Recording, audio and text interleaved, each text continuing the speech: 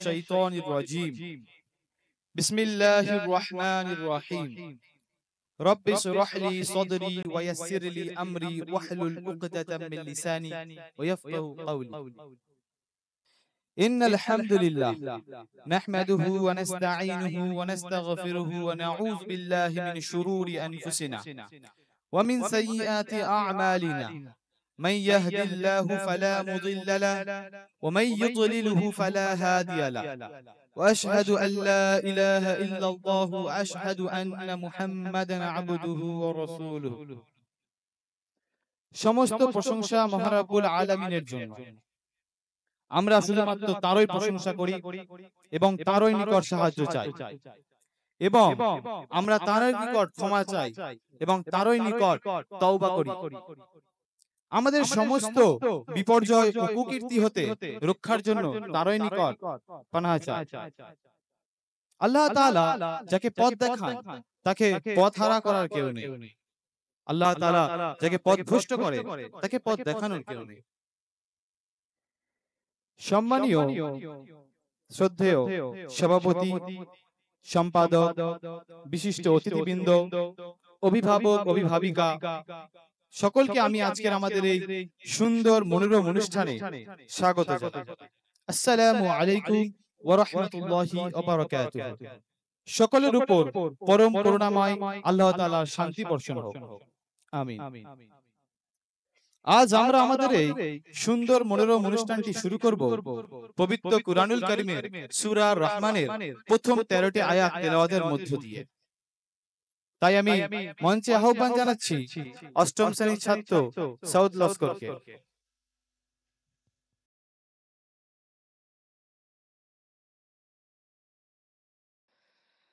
أعوذ بالله من الشيطان الرجيم بسم الله الرحمن الرحيم الرحمن علم القرآن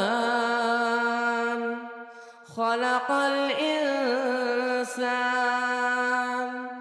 علمه البيان الشمس والقمر بحسبان والنجم والشجر يسجدان والسماء رفعها ووضع الميزان ألا تطغوا في الميزان وأقيموا الوزن بالقسط ولا تخسروا الميزان والأرض وضعها للأنام فيها فاكهة والنخل ذات الأكمام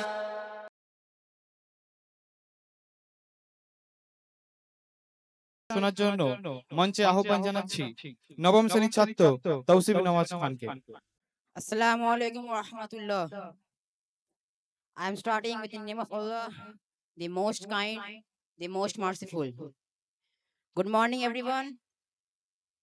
Today I am going to recite the English translation of Surah Ar-Rahman from verse 1 to 13.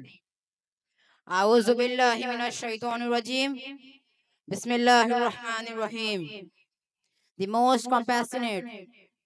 He has taught the Quran. He created man. He taught him eloquent speech. The sun and the moon move by the precise calculation, and the stars and the trees prostrate, and the heaven he raised and imposed the balance that will not transgress within the balance. Weigh with justice and do not make deficient the balance. He laid out the earth for all creatures. In it are fruit and palm trees having sheets of dates, and grain having husks, and aromatic plants. So which of the favors of your Lord would you deny? Assalamu alaikum.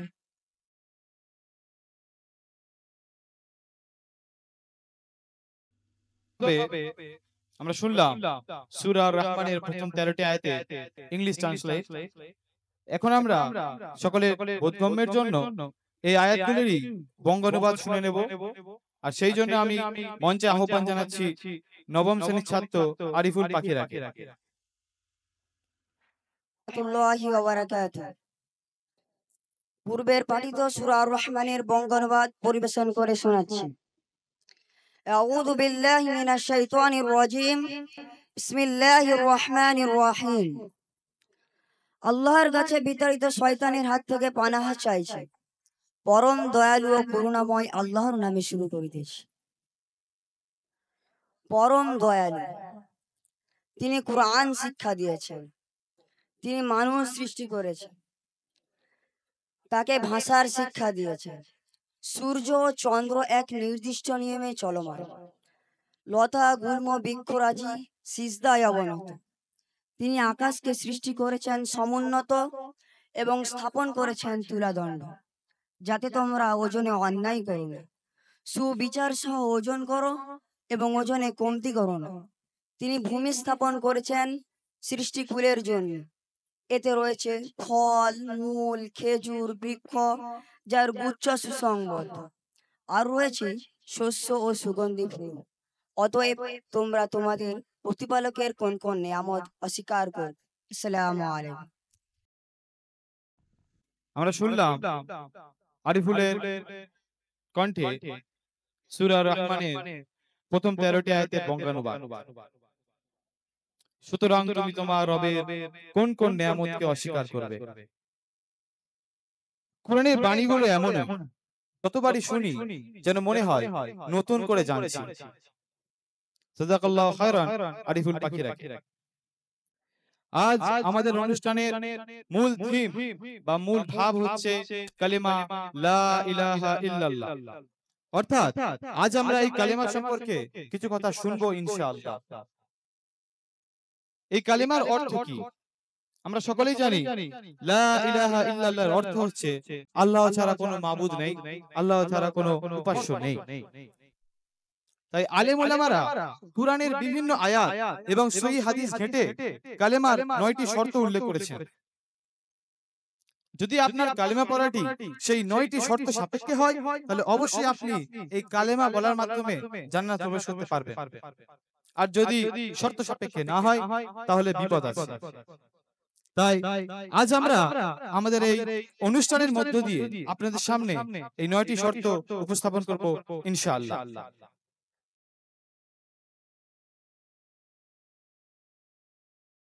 তার আগে আমরা একটি হাম শোনার জন্য আজকের অনুষ্ঠানের এই পর্বে ডেকে নেব নবম শ্রেণীর ছাত্র ইয়ামিন হালদারকে। আসসালামু আলাইকুম ওয়া রাহমাতুল্লাহি ওয়া বারাকাতুহু।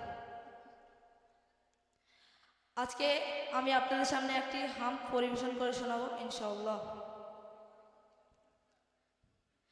তারা ভরা ওই নীল আসমান,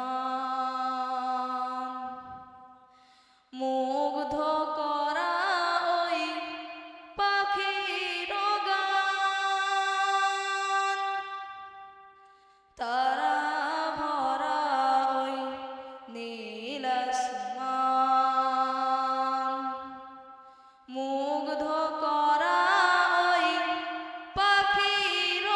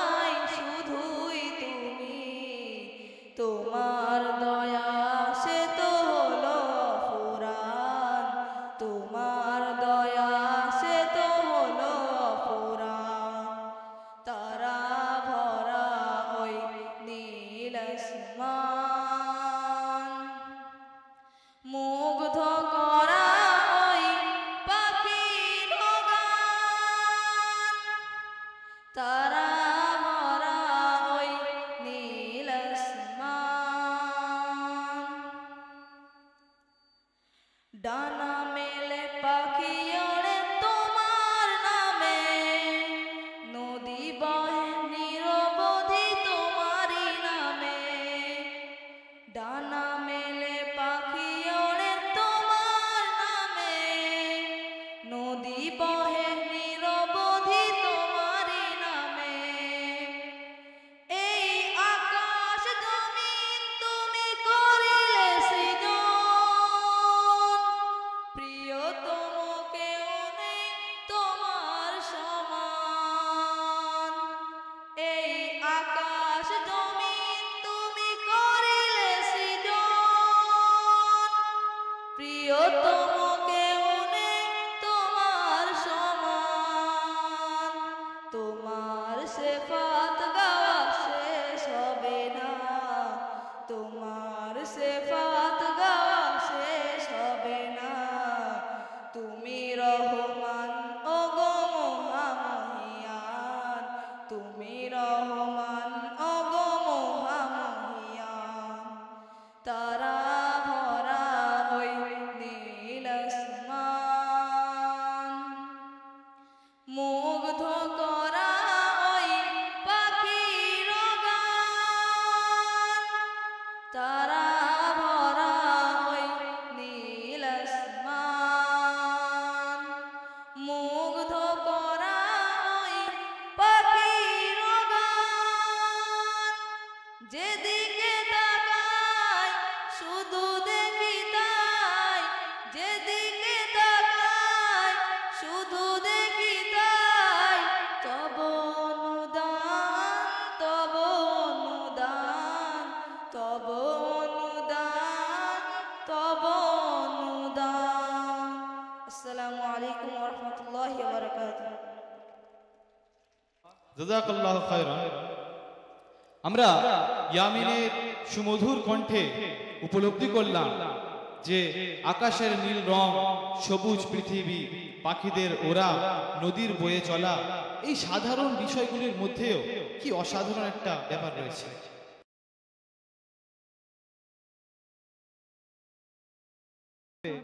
আমাদের সামনে আজকের অনুষ্ঠানের প্রথম বক্তব্য প্রদানের জন্য আমি মঞ্চে আহ্বান জানাচ্ছি নবম শ্রেণীর ছাত্র হিফজুর রহমান খানকে।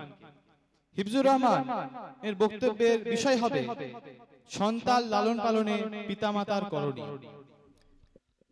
আসসালামু আলাইকুম ওয়া রাহমাতুল্লাহি ওয়া বারাকাতুহু। রব্বি ইশরাহ লি সাদরি ওয়া ইয়াসসির লি আমরি ওয়াহলুল উকদাতাম মিন লিসানি ইয়াফকাহু কওলি। পরম দয়ালু ও করুণাময় আল্লাহর নামে শুরু করছি। তারপর দূর দূরান্ত থেকে আগত সব অতিথিবৃন্দদের আমার মনের অন্তর থেকে শুভেচ্ছা জানাচ্ছি আমাদের মিশনের এই অনুষ্ঠানটিতে অংশগ্রহণ করার জন্য। আজ আমি সন্তান লালন পালনে পিতামাতার করণীয় সম্পর্কে সংক্ষিপ্তে কিছু বলবো। মানব জীবনে সবথেকে সুরভিত মানব হচ্ছে শিশু। একটি পরিবারে হাসি, খুশি, আনন্দ সবই একটি শিশুকে কেন্দ্র করে গড়ে ওঠে। শিশুর হাসি যেমন মায়ের সব দুঃখ কষ্ট দূর করে দেয়, তেমনি বাবাকে অনুপ্রেরিত করে সংসার যুদ্ধে ঝাঁপিয়ে পড়তে। এক্ষেত্রে সব পিতামাতাই তার সন্তান সন্ততিদের ভালো খাবার খাওয়ান, ভালো জামা কাপড় কিনে দেন। কিন্তু এতেই কি ওনাদের সব দায়িত্ব পূর্ণ হয়ে গেল? কারণ আল্লাহ তাআলা আমাদের বলেন যে সন্তান সন্ততি তোমাদের কাছে আমানত বা দায়িত্ব স্বরূপ, যার দায়িত্ব তোমাদের ওপর অনেক। এবং সেটা যদি আমরা ভালো করে পালন করতে না পারি, তেমন দুনিয়াতে যেমন আমাদের শাস্তি রয়েছে, তেমন আখিরাতেও শাস্তি এবং জবাবদারি রয়েছে। এক্ষেত্রে আমরা রাসূল সাল্লাল্লাহু আলাইহি সাল্লামের যদি একটি হাদিস দেখতে চাই, উনি ওখানে বলেন তোমরা প্রত্যেকেই দায়িত্বশীল এবং সবাই জিজ্ঞাসিত হবে নিজের দায়িত্ব সম্পর্কে। অপরদিকে আমরা দেখি আল্লাহ সুবহানাহু ওয়া তাআলা সূরা তাহরিম 6 নম্বর আয়াতে আমাদের বলেন, হে ঈমানদারগণ, তোমরা তোমাদের পরিবার পরিজনকে আগুন থেকে বাঁচাও, যার জ্বালানি হবে মানুষ এবং পাথর। এই আয়াতের ব্যাখ্যায় আলী রাদিয়াল্লাহু তাআলা আনহু বলেন, অর্থাৎ তোমরা তোমাদের সন্তান সন্ততিদের ইলম শিক্ষা দাও। এই আয়াতের বঙ্গানুবাদ দ্বারা আমরা বুঝতে পারি যে অর্থাৎ আমাদের সন্তান সন্ততিদের দুনিয়াবী শিক্ষার পাশাপাশি আখিরাতের শিক্ষাও দিতে হবে। এক্ষেত্রে হামদান মিশনকে আমার একটি উপযুক্ত স্থান বলে মনে হয়েছে, কারণ আমাদের মিশনে দুনিয়াবি শিক্ষার পাশাপাশি দ্বীনি শিক্ষাও দেওয়া হয়, আলহামদুলিল্লাহ। অপরদিকে আমরা দেখতে পাই রাসূল সাল্লাল্লাহু আলাইহি সাল্লামের উনি আরেকটি হাদিসে বলেন, হে ইমানদারগণ, তোমাদের সন্তান সন্ততি 7 বছর হয়ে গেলে ওদের নামাজের কথা বলো, এবং ওরা যদি 10 বছর হয়ে যায় তাহলে ওদের নামাজের জন্য প্রহার করো এবং ওদের পরস্পরের বিছানা পৃথক করে দাও। কিন্তু আমরা দেখি বাড়িতে থাকা অবস্থায় সকল ছেলেমেয়েরাই নামাজের নাম করে বাইরে আড্ডা দেয়, বন্ধুদের সঙ্গে ঘুরে বেড়ায়। আবার অনেক ক্ষেত্রে অনেক ছেলেরা তো নামাজই পড়তে চায় না। কিন্তু আমরা হামদান মিশনে নিয়মিত তাকওয়ার সঙ্গে 5 ওয়াক্ত নামাজ পড়ছি, আলহামদুলিল্লাহ। তাছাড়া আমরা দেখতে পাই বাড়িতে অনেক সময় অনেক বাবা মার কারণে অনেক সন্তান সন্ততি মিথ্যে কথা বলে। উদাহরণস্বরূপ আমরা যদি বলতে চাই, একটি বাবা ঘরে তার সন্তান সন্ততির সঙ্গে কিছু টাইম স্পেন্ড করছে, এই সময় ওনাকে জিজ্ঞাসা করলো কেউ ফোন করে, আপনি কোথায়? উত্তরে তিনি বললেন, আমি বাজারে আসি। অতএব তিনি বাজারে ছিলেন না, কিন্তু তিনি তার সন্তান সন্ততিদের সঙ্গে থাকার জন্য মিথ্যে কথা বললেন, আমি বাজারে আসি। এক্ষেত্রে সন্তান সন্ততি বাবার কাছ থেকে মিথ্যে কথা বলা শিখলো, এবং বিভিন্ন ক্ষেত্রে উনি মিথ্যে কথা যে বলেছিলেন ওটা থেকে শিখে সন্তান সন্ততিও মিথ্যে কথা বলে। তাছাড়া আমরা দেখতে পারি আমাদের সমাজে গুটি কয়েক মানুষ আছে যাদের ঘরে কন্যা সন্তান জন্ম নিলে তাদের মাথায় যেন একটা পাহাড়ের বোঝ চেপে যায়। কিন্তু আল্লাহ তাআলা আমাদের বলে যে কন্যা সন্তান যখন বাড়িতে আসে তখন রহমতের বোঝা মাথায় করে নিয়ে আসে। এক্ষেত্রে আমরা সাবধান অবলম্বন করব, এবং আমাদের ঘরে যদি কন্যা সন্তান আসে তাহলে আমরা তাদের মাথার বোঝ হিসাবে নেব না। একটি পুত্র সন্তানকে যেরকম প্রাধান্য দিই, ঠিক একটি কন্যা সন্তানকেও সেরকম প্রাধান্য দেবো। এবার আমরা জেনে নেব কিছু বিষয় যার মাধ্যমে আমরা আমাদের ছাত্রদের আখলাক পরিবর্তন করতে পারি, বা আমরা আমাদের সন্তান সন্ততিদের আখলাক পরিবর্তন করতে পারি। সর্বপ্রথম আমরা যদি আমাদের সন্তান সন্ততির কোনো ভালো কাজ দেখতে পাই তো তাদেরকে আমরা কিছু পুরস্কার উপহার করব এবং তাদেরকে আমরা মোটিভেট করব। অপরদিকে যদি আমরা তাদের কোনো খারাপ কাজ দেখতে পাই তো তাদেরকে আমরা বোঝাবো এবং বকাবকি করব না, কারণ বকাবকির ক্ষেত্রে অনেক সময় অনেক বাবা মা বেশি কথা ব্যবহার করে ফেলে, যার ফলে আমাদের মতো বয়সী ছেলেরা আবেগপ্রবণ হয়ে অনেক সময় ভুল ডিসিশন নিয়ে নেয়। এবার আমরা দেখব সমাজে কিছু নিন্দনীয় কাজ আছে যেটা যদি শিশু সবের সামনে করে তাহলে বাবা মার নাক কেটে যায় সবের সামনে, বা বাবা মা খুবই লজ্জা পায়। আমরা দেখতে পাই অনেক শিশু অনেকের সামনে থুতু ফেলে, এটি একটি বদ অভ্যাস। আমরা তাদেরকে এই আচরণ থেকে দূরে রাখবো, বা এই আচরণ তাদের দেখলে আমরা তাদেরকে বারণ করব। অপরদিকে আমরা দেখি অনেক ছেলেরা কারণে অকারণে কসম খেয়ে যায়, এটাও একটি খারাপ অভ্যাস, আমরা এক্ষেত্রেও তাদেরকে বারণ করব। তাছাড়া অনেক ছেলেরা আছে যারা সকলের সামনে হাই তোলে, এটাও একটি খারাপ অভ্যাস, আমরা এক্ষেত্রেও তাদেরকে বারণ করব বা এই কাজগুলো থেকে বিরত রাখবো। এবার আমরা দেখব রাসূল সাল্লাল্লাহু আলাইহি সাল্লামের একটি হাদিস যেখানে উনি বলেন, হে ঈমানদারগণ, প্রত্যেকটি শিশুই ফিতরাতের উপর জন্মগ্রহণ করে, তাদেরকে অগ্নি পূজারক খ্রিস্টান বানিয়ে দেয় তার বাবা মা। উক্ত হাদিস দ্বারা আমরা বুঝতে পারি যে একটি সন্তানের উপর বাবা মার দায়িত্ব কতটা। এবার আমি আল্লাহর কাছে দোয়া করব আমরা সকল গার্জেন যেন আমাদের সন্তান সন্ততিদের মানুষের মতো মানুষ করে তুলতে পারি, আমিন। এই বলে আমি আমার ক্ষুদ্র বক্তব্য শেষ করছি। আসসালামু আলাইকুম। জাযাকাল্লাহু খায়রান।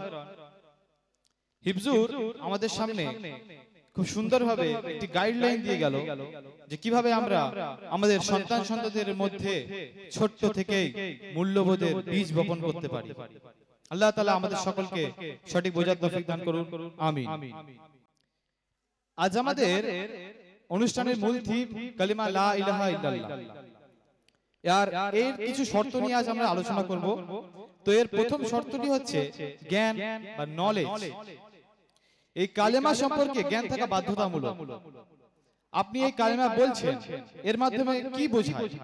এর মাধ্যমে বোঝায় যে আল্লাহ ব্যতীত আপনি সমস্ত উপাস্যকে অস্বীকার করছেন এবং আপনার সমস্ত চাওয়া পাওয়া, ভালো মন্দ, ইবাদত, কসম সবকিছু হবে একমাত্র আল্লাহ তাআলার জন্য। সুতরাং কালেমা বলা মানে এই বিষয়গুলো জানতে হবে এবং মানতেও হবে। একটি উদাহরণ দিলে খুব ভালোভাবে বোঝা যাবে। শাহাদা এটি আরবি শব্দ, এর বাংলা অর্থ হচ্ছে সাক্ষ্য দেওয়া। এখন মনে করুন এক ব্যক্তিকে কোর্টে কোন একটা কেসের জন্য হাজির করা হয়েছে সাক্ষী হিসাবে, কিন্তু তিনি সেই কেস সম্পর্কে কোনো ধারণা রাখেন না, তিনি জানেন না কিছু। তাহলে সেই ব্যক্তিকে যেগুলো শিখিয়ে দেওয়া হয়েছে তিনি শুধু সেগুলোই বলছেন সাক্ষী হিসাবে, তাহলে কি মনে হয় তার সাক্ষী দেওয়াটা গ্রহণযোগ্য হবে? ঠিক তেমনি আল্লাহ তাআলার একত্ববাদ এই সম্পর্কে যদি আমরা মুখে শুধু বলে যাই আর আমাদের অন্তরে এই সম্পর্কে কোনো জ্ঞান না থাকে, তাহলে এটিও কিন্তু গ্রহণযোগ্য হবে না। যারা মুখে শত শতবার লা ইলাহা ইল্লাল্লাহ পড়ছে, 5 ওয়াক্ত নামাজ পড়ছে, আবার বাবার কবরে গিয়ে দোয়া চেয়ে আসছে, বাবার কাছে গিয়ে মেয়ের বিয়ের জন্য ভালো পাত্র চেয়ে আসছে, আপনাদের কি মনে হয় তিনি কি কালেমা সম্পর্কে জ্ঞান রাখেন? তার কি এই কালেমা সম্পর্কে সঠিক জ্ঞান রয়েছে? আল্লাহ তাআলা কি তার এই কালিমা গ্রহণ করবেন?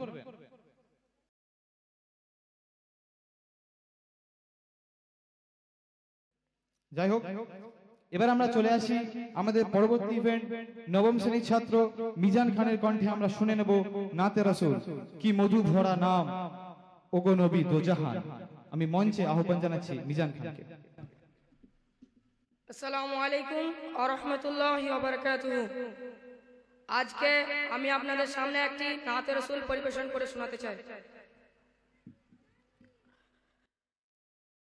কি মধু ভরা নাম ওগো নবী দোজাহান, তব আগমনে আলোকিত ত্রিভুবন। কি মধু ভরা নাম ওগো নবী দোজাহান, তব আগমনে আলোকিত ত্রিভুবন। তব আগমনে আলোকিত ত্রিভুবন। কি মধু ভরা নাম, কি অপরূপ নূর জ্যোতিতে ভরপুর, যে নামে খুশি খোদ রবে গফুর। কত ভালো লাগে নবী তোমারি নাম, আরো ভালো লাগে তব দরুদ ও সালাম। আরো ভালো লাগে তব দরুদ ও সালাম। তুমি আরশের মেহমান নবীদের সুলতান, তুমি আরশের মেহমান নবীদের সুলতান। তব পরশে খুলে যায় পাথরের জবান, তব পরশে খুলে যায় পাথরের জবান। কে মধু ভরা নাম ওগো নবী দোজাহান, তব আগমনে আলোকিত ত্রিভুবন। তব আগমনে আলোকিত ত্রিভুবন। কি মধু ভরা নাম,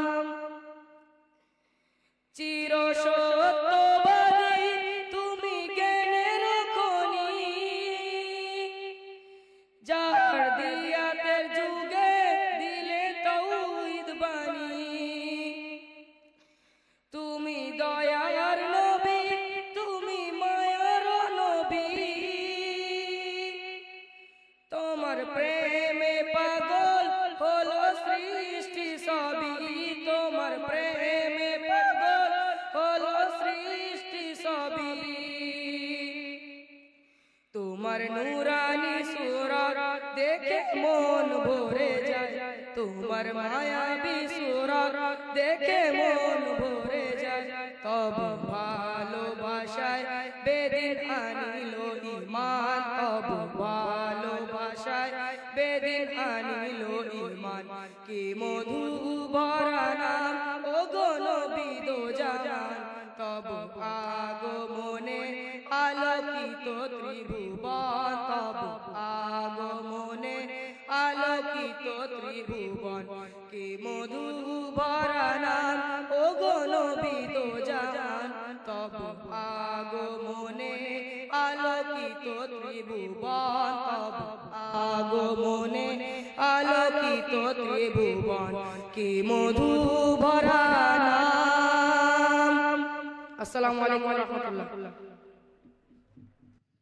আলহামদুলিল্লাহ, সুমধুর কণ্ঠে আমরা শুনলাম নাতে রাসূল সাল্লাল্লাহু আলাইহি ওয়াসাল্লাম। নবীর শানে যত কিছুই শুনি, নবীর প্রতি ভালোবাসা আরো বেড়ে যায়। এটি ঈমানের একটা গুণ। আজকের আমাদের থিম নিয়ে আলোচনা চলছিল, কালেমার শর্ত সমূহ নিয়ে আলোচনা চলছিল। কালেমার দ্বিতীয় শর্তটি হচ্ছে নিশ্চয়তা বা সার্টিনিটি। নিশ্চয়তা হলো সন্দেহের বিপরীত। আপনি এই কালেমা মুখে স্বীকার করছেন মানে আপনার অন্তরে অবশ্যই এটি স্বীকৃতি দিতে হবে। কেউ যদি এই কালেমা মুখে বলে এক আর তার মনের মধ্যে অন্য কিছু থাকে, তাহলে তার মুখে বলাটা কি গ্রহণযোগ্য হবে?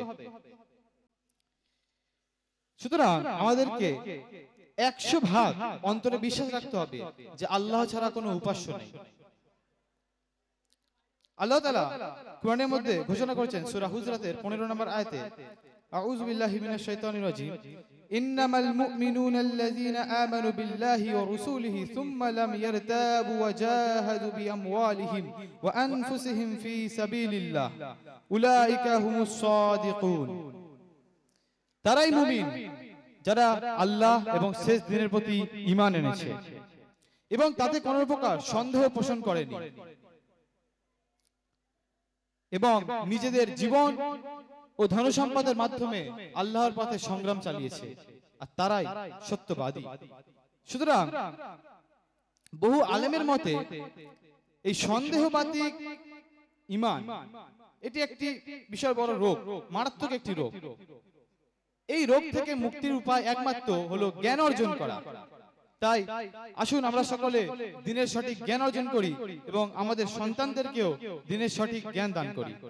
আল্লাহ তাআলা কুরআনে সূরা ফাতিরের 28 নম্বর আয়াতে ঘোষণা করেছেন, আউযু বিল্লাহি মিনাশ শাইতানির রাজীম, ইন্নামা ইয়াখশাল্লাহা মিন ইবাদিহিল উলামা। অর্থাৎ আল্লাহর বান্দাদের মধ্যে যারা জ্ঞানী তারা তাকে ভয় করে। আল্লাহ তাআলা আমাদের সকলকে এই সন্দেহবাতিক রোগ হতে দূরে রাখুক, আমিন।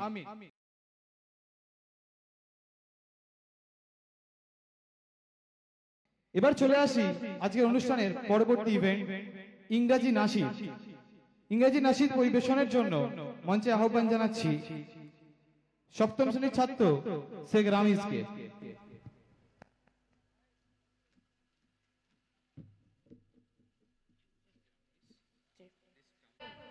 Respected audience and teachers, today I am going to represent an English nasheed in front of you, inshallah. Every night and every day, every night and every day, never forget to say La ilaha illallah. Never forget to say La ilaha illallah.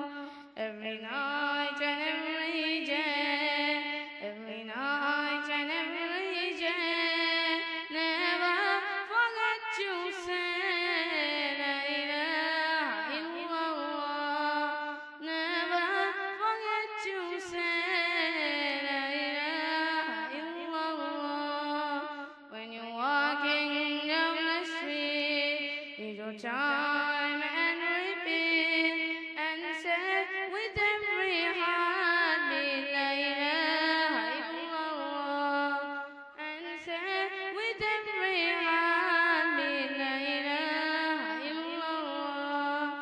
Every night and every day, every night and every day, never forget to say La ilaha illallah. Never forget to say La ilaha illallah. To be able to defeat Satan and his deceit, ask Allah for help and repeat La ilaha illallah.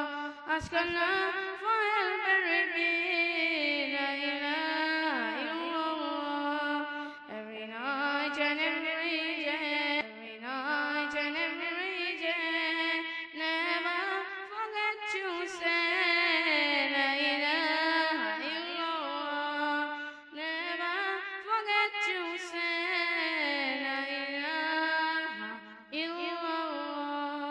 আসসালামু আলাইকুম ওয়া রাহমাতুল্লাহি ওয়া বারাকাতুহু।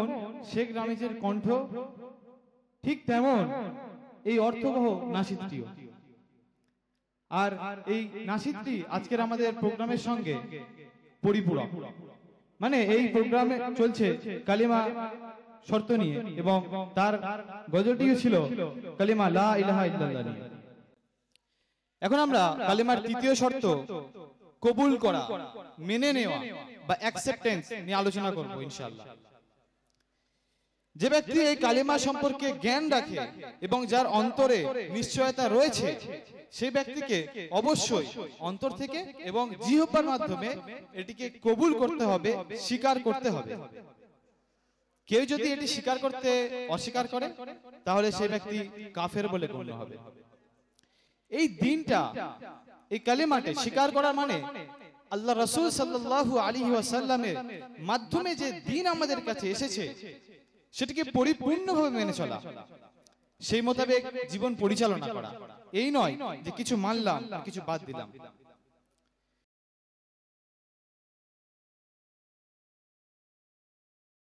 এখন আমরা আমাদের অনুষ্ঠানে পরবর্তী বক্তব্য এর জন্য ডেকে নেব নবম শ্রেণীর ছাত্র মাসুদুর রহমানকে। মাসুদুর রহমান আমাদের সামনে সবচেয়ে বড় গুনাহ শিরক সম্পর্কে আলোচনা করবে ইনশাআল্লাহ।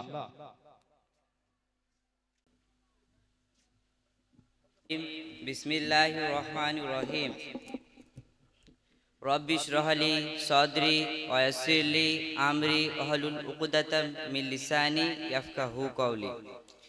সর্বপ্রথম প্রশংসা জ্ঞাপন করি সেই মহান রব্বুল আলামিনের প্রতি, যিনি আমাদেরকে সৃষ্টি করেছেন, এবং শত শত দরুদ ও সালাম বর্ষিত হোক সেই মহান মানবের প্রতি যার উদ্যোগে ইসলাম আজ সারা বিশ্বব্যাপী প্রচারিত। দূর দূরান্ত থেকে আগত অতিথিবৃন্দ এবং আমার মাথার মুকুট শিক্ষক মণ্ডলী ও আমাদের শ্রদ্ধেয় সম্মানীয় সম্পাদক মহাশয় সহ সকলকে আজকের এই অনুষ্ঠানে স্বাগত জানাই। আসসালামু আলাইকুম ওয়া রাহমাতুল্লাহি ওয়া বারাকাতুহু। সকলের ওপরে মহান আল্লাহ তাআলার শান্তি বর্ষিত হোক। আজকে আমার বক্তব্যের বিষয় সবচেয়ে বড় গুনাহ সম্পর্কে। আমি আপনাদের প্রশ্ন করতে চাই, সবচেয়ে বড় গুনাহ কোনটি? হ্যাঁ, সবচেয়ে বড় গুনাহ হলো শিরক। তাই আজ আমার বক্তব্যের বিষয় শিরক। এই পৃথিবীতে যত পাপ আছে তার মধ্যে সবচেয়ে গুরুতর পাপ বা পাপের জগতের সবচেয়ে বড় পাপ হলো আল্লাহর সঙ্গে কোনো কিছুকে সমকক্ষ নির্ধারণ করা। যে আল্লাহ আমাদের সৃষ্টি করেছে, যিনি আমাদের প্রতিপালক, যার দয়া অনুগ্রহ ছাড়া আমরা এক মুহূর্ত বাঁচতে পারি না, আমরা যদি তাঁর ওই সৃষ্টি কোনো কিছুর সঙ্গে তাকে সমকক্ষ নির্ধারণ করি তাহলে তার চেয়ে বড় অপরাধ আর কি হতে পারে? সেজন্য তো আল্লাহ তাআলা কুরআনের মধ্যে জানিয়ে দিচ্ছেন, সূরা আন-নিসা 48 নম্বর আয়াত, নিশ্চয়ই যে আল্লাহর সাথে শরীক করে আল্লাহ তাকে ক্ষমা করেন না, তিনি ক্ষমা করেন এছাড়া অন্যান্য পাপ যার জন্য তিনি চান। আর যে আল্লাহর সঙ্গে শরীক করে সে অবশ্যই মহা পাপ রচনা করে। এর পরপর আব্দুল্লাহ ইবনে মাসউদ রাদিয়াল্লাহু তাআলা আনহুর একটি হাদিস থেকে আমরা জানতে পারি, তিনি বলেন, আমি রাসূল সাল্লাল্লাহু আলাইহি ওয়াসাল্লামকে জিজ্ঞাসা করলাম, হে আল্লাহ রাসূল, সবচেয়ে বড় গুনাহ কোনটি? তিনি বললেন, তুমি আল্লাহর সঙ্গে কোনো কিছুকে সমকক্ষ নির্ধারণ করবে অথচ তিনি তোমাকে সৃষ্টি করেছেন। বুখারী 6001, মুসলিম 86 নম্বর হাদিস। সম্মানিত উপস্থিতি, এর থেকে আমরা বুঝলাম আল্লাহর সঙ্গে কোনো কিছুকে সমকক্ষ নির্ধারণ করা যাবে না, কেননা এই সমকক্ষ বা শিরক হচ্ছে সবচেয়ে বড় গুনাহ। এখন আল্লাহর সঙ্গে সমকক্ষ নির্ধারণ করা বলতে আমরা কি বুঝি? আল্লাহ তাআলা কুরআনের মধ্যে জানিয়ে দিচ্ছেন, আউযু বিল্লাহি মিনাশ শাইতানির রাজিম, বিসমিল্লাহির রহমানির রহিম, আব্দুল্লাহ ওয়ালা তুশরিকু বিহি শাইয়্যান। অর্থাৎ তোমরা ইবাদত করো আল্লাহর, তার সঙ্গে কোনো কিছুকে সমকক্ষ নির্ধারণ করো না। সূরা আন-নিসা 36 নম্বর আয়াত। কুরআনের মধ্যে এরকম বহু আয়াত এসেছে যেখানে আল্লাহ তাআলা আমাদেরকে বারবার সতর্ক করে দিয়েছে আমরা যেন শুধুমাত্র কেবলমাত্র একমাত্র ইবাদত আল্লাহর করি, তার সঙ্গে কোনো কিছুকে সমকক্ষ নির্ধারণ না করি। এখন আমরা যারা এখানে উপস্থিত আছি তারা তো সকলে বলবে, আমরা তো আল্লাহর ইবাদত করি, তার সঙ্গে কোনো কিছুকে সমকক্ষ নির্ধারণ করি না। আমি তাদেরকে প্রশ্ন করতে চাই, কয়জন আমরা 5 ওয়াক্ত নামাজ পড়ি? এই নামাজ হচ্ছে ইসলামের 5টি রুকুনের মধ্যে একটি, যেটা আমাদের মানতেই হবে। এটা আল্লাহর একটা হুকুম। আমরা যদি তা না মানি তাহলে কি আমরা আমাদের মনের বা নফসের ইবাদত করলাম না? আর এটাই তো শিরক। সম্মানিত উপস্থিতি, আপনি আল্লাহর নির্দেশ না মেনে আপনি মনের নির্দেশ মানছেন, তার অর্থ কি? আপনি মনের ইবাদত করছেন। রাসূল সাল্লাল্লাহু আলাইহি ওয়াসাল্লাম বলেন, আর দুআউ হুয়াল ইবাদা, যার অর্থ হচ্ছে দোয়াই ইবাদত। সম্মানিত উপস্থিতি, আজকে সমাজের মুসলিমরা কি আল্লাহ ছাড়া অন্য কারোর কাছে দোয়া করছে না বা দোয়া চায় না? যে আল্লাহ আমাদের সৃষ্টিকর্তা, প্রতিপালক, যার অনুগ্রহ ছাড়া আমরা এক মুহূর্ত বাঁচতে পারি না, যার কাছে কোনো কিছু চাইলে পাওয়া যায়, আমরা হতভাগারা তাঁর কথা ভুলে গিয়ে বড় বড় বাবাদের কাছে দোয়া করি বা চাই, এটা কি শিরক নয়? জেনে রাখুন, যে ব্যক্তি শিরক করে তাকে মুশরিক বলে, আর এই শিরক হচ্ছে পাপের জগতের সবচেয়ে বড় গুনাহ। আসুন দেখে নিই কুরআন এবং হাদিস মোতাবেক মুশরিকের কি কি শাস্তি রয়েছে। প্রথম শাস্তি, আল্লাহ তাআলা শিরকের গুনাহ ক্ষমা করেন না যদি না সে ব্যক্তি আল্লাহর কাছে তওবা করে ফিরে আসে, যদিও বা সে রোজা রেখে থাকে, নামাজ পড়ে থাকে, এমনকি হজ করে থাকে। আল্লাহ তাআলা কুরআনের মধ্যে জানিয়ে দিচ্ছেন, সূরা মাইদা 88 নম্বর আয়াত, নিশ্চয়ই যে আল্লাহর সাথে শরীক করে আল্লাহ তাকে ক্ষমা করেন না। তোমার কাছে এবং তোমার পূর্ববর্তীদের কাছে ওহী পাঠানো হয়েছে যে তোমরা আল্লাহর ইবাদত করো, তার সঙ্গে কোনো কিছুকে সমকক্ষ নির্ধারণ করো না। সম্মানিত উপস্থিতি, এর থেকে আমরা বুঝতে পারলাম যে আমরা আল্লাহর কেবলমাত্র একমাত্র ইবাদত আল্লাহর করতে হবে। যদি আমরা তার সঙ্গে সমকক্ষ নির্ধারণ করি তাহলে আল্লাহ আমাদের ক্ষমা করবেন না। হ্যাঁ, তবে যদি আমরা অনুনয় বিনিময়ের মাধ্যমে কাছে খালেস নিয়েতে আল্লাহর কাছে তওবা করি তাহলে আল্লাহ তাআলা হয়তো চাইলে আমাদের গুনাহকে ক্ষমা করে দিতে পারেন। দ্বিতীয় শাস্তি, যদি কোনো ব্যক্তি শিরক অবস্থায় তওবা না করে মারা যায় তাহলে আল্লাহ তাআলা তার গুনাহকে ক্ষমা করবেন না, যদিও সে নামাজ পড়ে থাকে, রোজা রেখে থাকে, এমনকি হজও করে থাকে। আল্লাহ তাআলা কুরআনের মধ্যে জানিয়ে দিচ্ছেন, নিশ্চয়ই আল্লাহ তার সাথে শরীক করাকে ক্ষমা করেন না, তিনি ক্ষমা করেন এছাড়া অন্যান্য পাপ যার জন্য তিনি চান। এবং যে আল্লাহর সাথে শরীক করে সে অবশ্যই মহা পাপ রচনা করে। সূরা নিসা 48 নম্বর আয়াত। সম্মানিত উপস্থিতি, এর থেকে আমরা বুঝতে পারলাম যে আল্লাহর সঙ্গে কোনো কিছুকে সমকক্ষ নির্ধারণ করা যাবে না। তৃতীয় শাস্তি, আল্লাহ মুশরিককে জাহান্নামে ছুঁড়ে ফেলে দেবেন, যদিও বা সে নামাজ পড়ে থাকে, রোজা রেখে থাকে, এমনকি হজ করে থাকে। আল্লাহ তাআলা কুরআনের মধ্যে জানিয়ে দিচ্ছে, নিশ্চয়ই যে আল্লাহর সাথে শরীক করে তার উপরে আল্লাহ তাআলা জাহান্নাম হারাম করে দিয়েছেন এবং তার ঠিকানা আগুন, আর জালিমের কোনো সাহায্যকারী নেই। সম্মানিত উপস্থিতি, যে আল্লাহর সাথে সমকক্ষ নির্ধারণ করে সে তো অবশ্যই জালিম। চতুর্থ শাস্তি, আল্লাহ তাআলা বলেন, কিয়ামতের দিন মুশরিকের কোনো সাহায্যকারী থাকবেই না। যদি কেউ ভেবে থাকে যে উমুক বাবাকে ধরলে কিয়ামতের দিন পার হয়ে যাব, তাহলে আমার মনে হয় ওই ব্যক্তি ঘোরের মধ্যে আছেন। কেননা আল্লাহ তাআলা কুরআনের মধ্যে জানিয়ে দিচ্ছেন, অতএব তোমরা যে সুপারিশকারী সুপারিশ তোমাদের কোনো উপকার করবে না। সূরা মুদ্দাসির 48 নম্বর আয়াত। সম্মানিত উপস্থিতি, আমরা এই সবচেয়ে বড় গুনাহ শিরক বা পাপের জগতের সবচেয়ে বড় গুনাহ শিরক এই সম্পর্কে সংক্ষিপ্ত জানলাম এবং কিয়ামতে তার কি কি শাস্তি রয়েছে সে সম্পর্কেও জানলাম। দুঃখের বিষয় হলেও এটা সত্য যে আমরা মুসলিমরা এই শিরক সম্পর্কে বিস্তারিত জানি না বা এই শিরক সম্পর্কে বিস্তারিত জানার চেষ্টাও করি না। জেনে রাখুন, প্রত্যেক মুসলিম নর ও নারীর জন্য শিরক সম্পর্কে বিস্তারিত জানা আবশ্যক।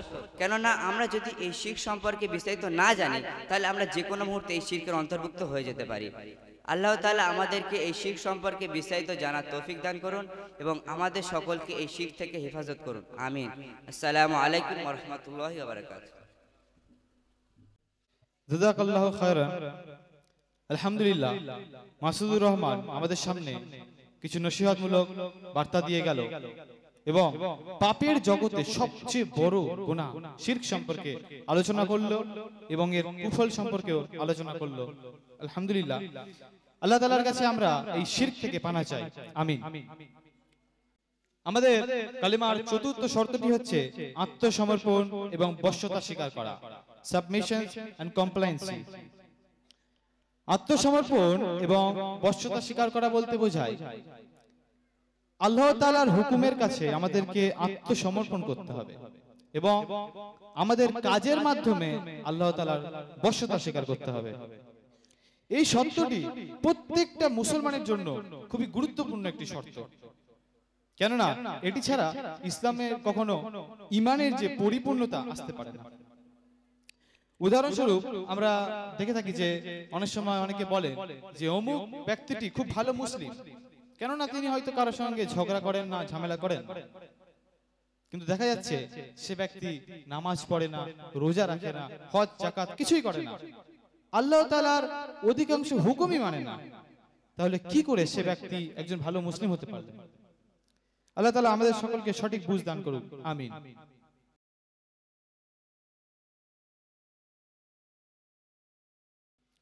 এখন আমরা শুনে নেব আরো একটি হাম।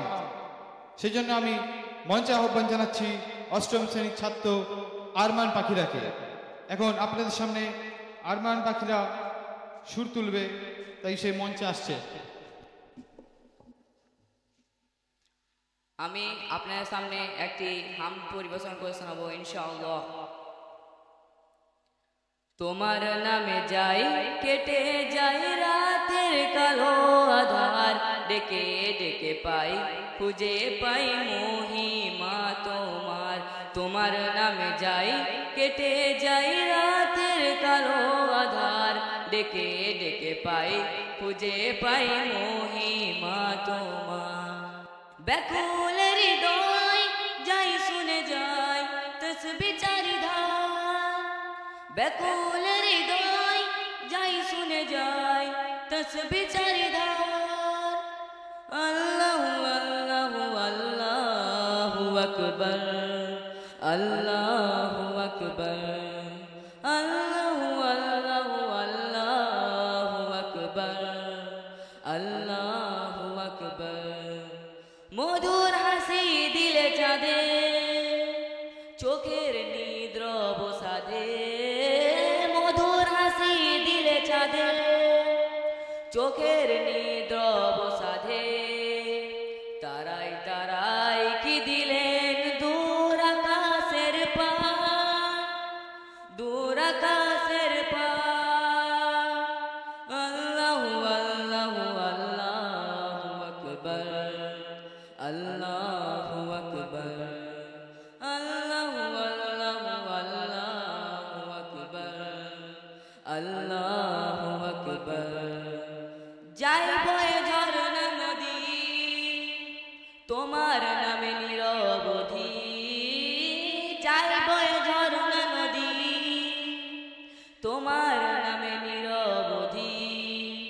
চোখ জোড়ানো দিলে কত সাগর পাহাড়, সাগর পাহাড়। আল্লাহু আল্লাহু আল্লাহু আকবার, আল্লাহু আকবার, আল্লাহু আল্লাহু আল্লাহু আকবার, আল্লাহু আকবার। রহম দুয়ার দিলে খুলে সাজলো জমিন ফুলে ফলে, রহম দুয়ার দিলে খুলে সাজলো জমিন ফুলে ফলে। পিপাসাতে মিষ্টি পানি খুদাই দাও আহার, খুদাই দাও আহার।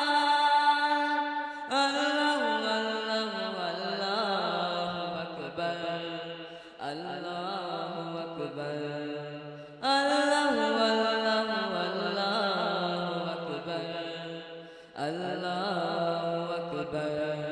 আসসালামু আলাইকুম ওয়া রাহমাতুল্লাহি ওয়া বারাকাতুহু।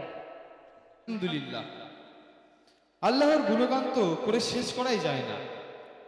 তারই উপলব্ধি যেন আরো একবার পেলাম আরমান পাখিরা সুমধুর কণ্ঠে ভরা এই হামদের মাধ্যমে। এখন আমরা কালেমার পঞ্চম শর্ত সত্যবাদিতা বা ট্রুথফুলনেস নিয়ে আলোচনা করব ইনশাআল্লাহ। আমরা এই কালেমা লা ইলাহা ইল্লাল্লাহ বলছি, এটা কতটা সততার সঙ্গে বলছি এবং এর মধ্যে যেন কোনো রকম লোক দেখানো বা মিথ্যা ভাব না থাকে। যদি কেউ এই কালেমা লোক দেখানোর জন্য বলে তাহলে অবশ্যই সে ব্যক্তি মুনাফিক, তারা মিথ্যা বলে। আল্লাহ তাআলা এদের জন্য রেখেছেন কঠিন শাস্তি। আল্লাহ তাআলা সূরা বাকারার 8 থেকে নিয়ে 10 নম্বর আয়াত পর্যন্ত নিয়ে ঘোষণা করেছেন। আর মানুষের মধ্যে এমনও রয়েছে যারা বলে আমরা আল্লাহ এবং শেষ দিনের প্রতি ঈমান আনলাম, অথচ তারা মোটেই ঈমানদার নয়। তারা তো আল্লাহ এবং তার মুমিনদের সঙ্গে ধোঁকাবাজি করে। আসলে তারা নিজেদের সঙ্গেই ধোঁকাবাজি করে, কিন্তু সে ব্যাপারে তারা অনুধাবন করে না। তাদের অন্তরে রয়েছে ব্যাধি, আল্লাহ তাআলা তাদের ব্যাধিকে বাড়িয়ে দিয়েছেন, আর এদের জন্য রয়েছে কঠিনতম আযাব, কেননা এরা মিথ্যা বলতো। সুতরাং ইসলামকে যারা জন্মগত সম্পত্তি মনে করে, মুখে লা ইলাহা ইল্লাল্লাহ বলে, অথচ আল্লাহ তাআলার হুকুম ঠিকমতো আদায় করে না, 5 ওয়াক্তে ফরজ সালাত রয়েছে সেটাই ঠিকমতো আদায় করে না, তাদের কালেমা কিভাবে গ্রহণ হবে? আল্লাহ তাআলা আমাদের সকলকে সঠিক বোঝার তৌফিক দান করুন, আমিন।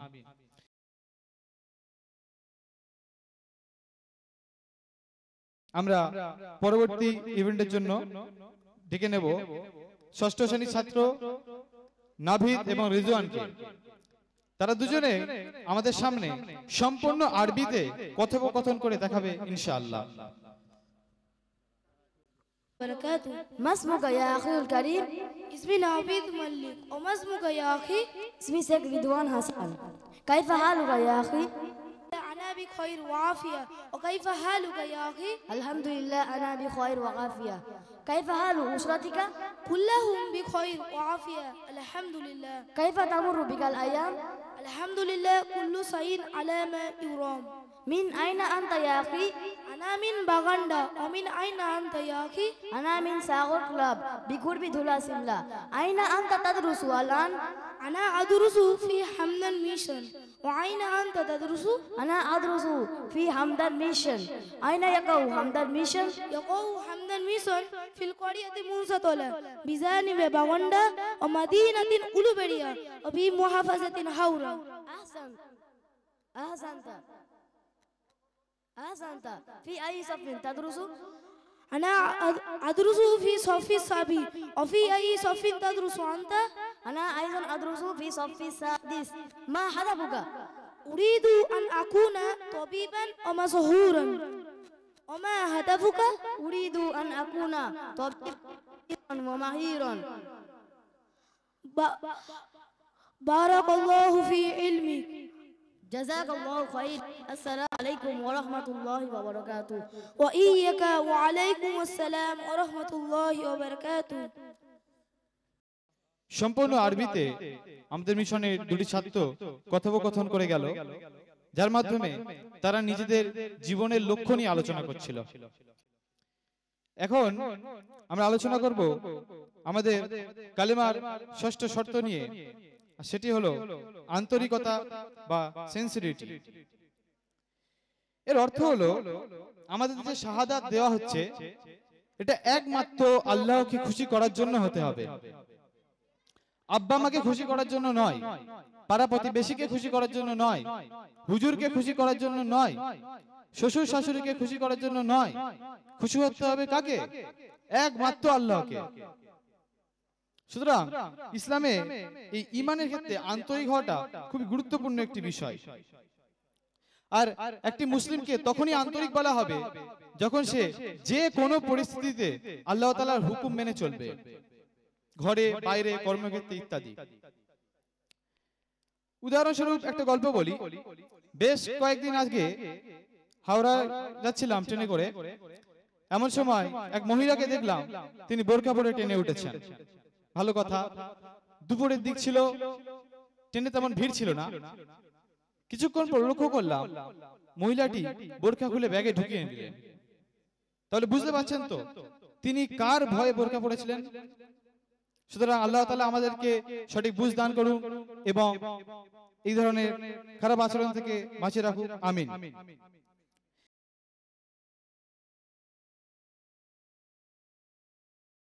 এরপর আমরা সাজিদ আলী এসছে, তাই তার যে ইভেন্ট ছিল ইংলিশ স্পিচ, সের জন্য আমি তাকে মঞ্চে আহ্বান জানাচ্ছি। সে ইংরেজি স্পিচের মাধ্যমে আমাদেরকে জানাবে importance of Islamic education.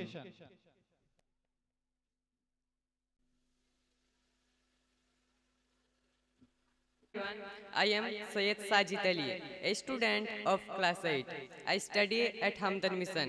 We can learn here both formal and Islamic education. Today, I am going to talk about the importance of Islamic education. So, formal education and Islamic education are two complementary systems that play a vital role in the development of an individual. While formal education provides students with knowledge and skills necessary for their worldly success, Islamic education nurtures their spiritual growth, moral values, and character. Formal education and Islamic education are both important for us. Formal education teaches us about the world, science, and many other things. Islamic education teaches us about Allah, the Quran, and how to be good Muslims.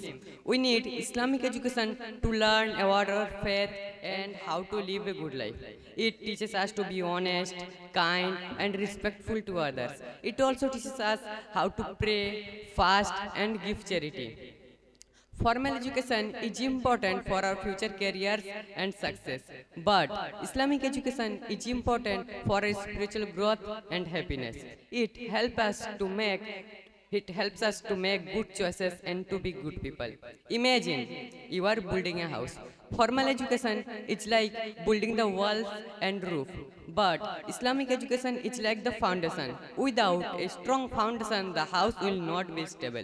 So, we need both formal and Islamic education to be successful and happy in this life and the next.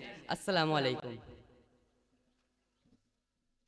Islamic শিক্ষার কি গুরুত্ব রয়েছে আল্লাহ তাআলা আমাদের সকলকে বোঝার তৌফিক দান করুন আমিন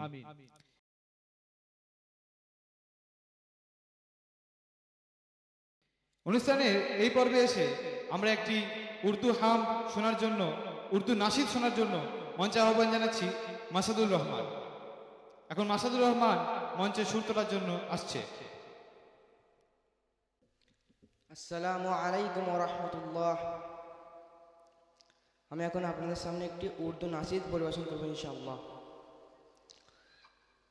दुआओं में मेरी खुदाया असर दे मेरे काविशों का मुझे तू समर दे दुआओं में मेरी खुदाया असर दे मेरे काविशों का मुझे तू समर दे करूँ अहल दुनिया के गम का दावा मेरे हाथ में कोई ऐसा हुनर दे करूँ अहल दुनिया के गम का दावा मेरे हाथ में कोई ऐसा हुनर दे भटकता फिरा हूँ मैं मंजिल की खातिर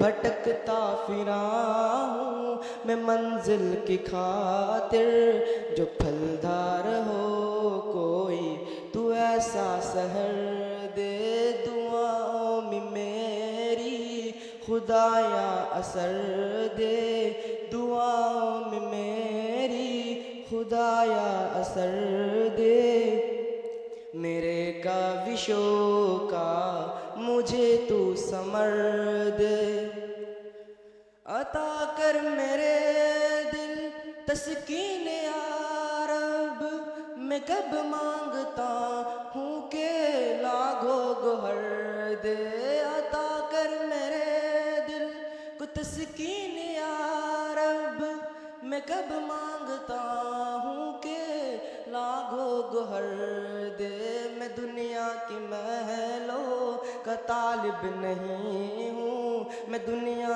की महलों का तालिब नहीं हूँ मेरे ये दुआ है कि जन्नत में घर दे दुआओं में मेरी खुदाया असर दे मेरे काविशों का मुझे तू समर दे मुझे मालो ज़र दे कि मगरूर ना कर मुझे मालो ज़र दे कि मगरूर ना कर मेरे दिल में अल्लाह, तू अपना दर्द दे मेरे दिल में अल्लाह, तू अपना दर्द दे। तमन्ना है मेरी ओ दीदार तेरा, तमन्ना है मेरी ओ दीदार तेरा। नजर आए मुझको तू ऐसा नजर दे, दुआओं में मेरी खुदाया असर दे, दुआओं में मेरी खुदाया असर दे।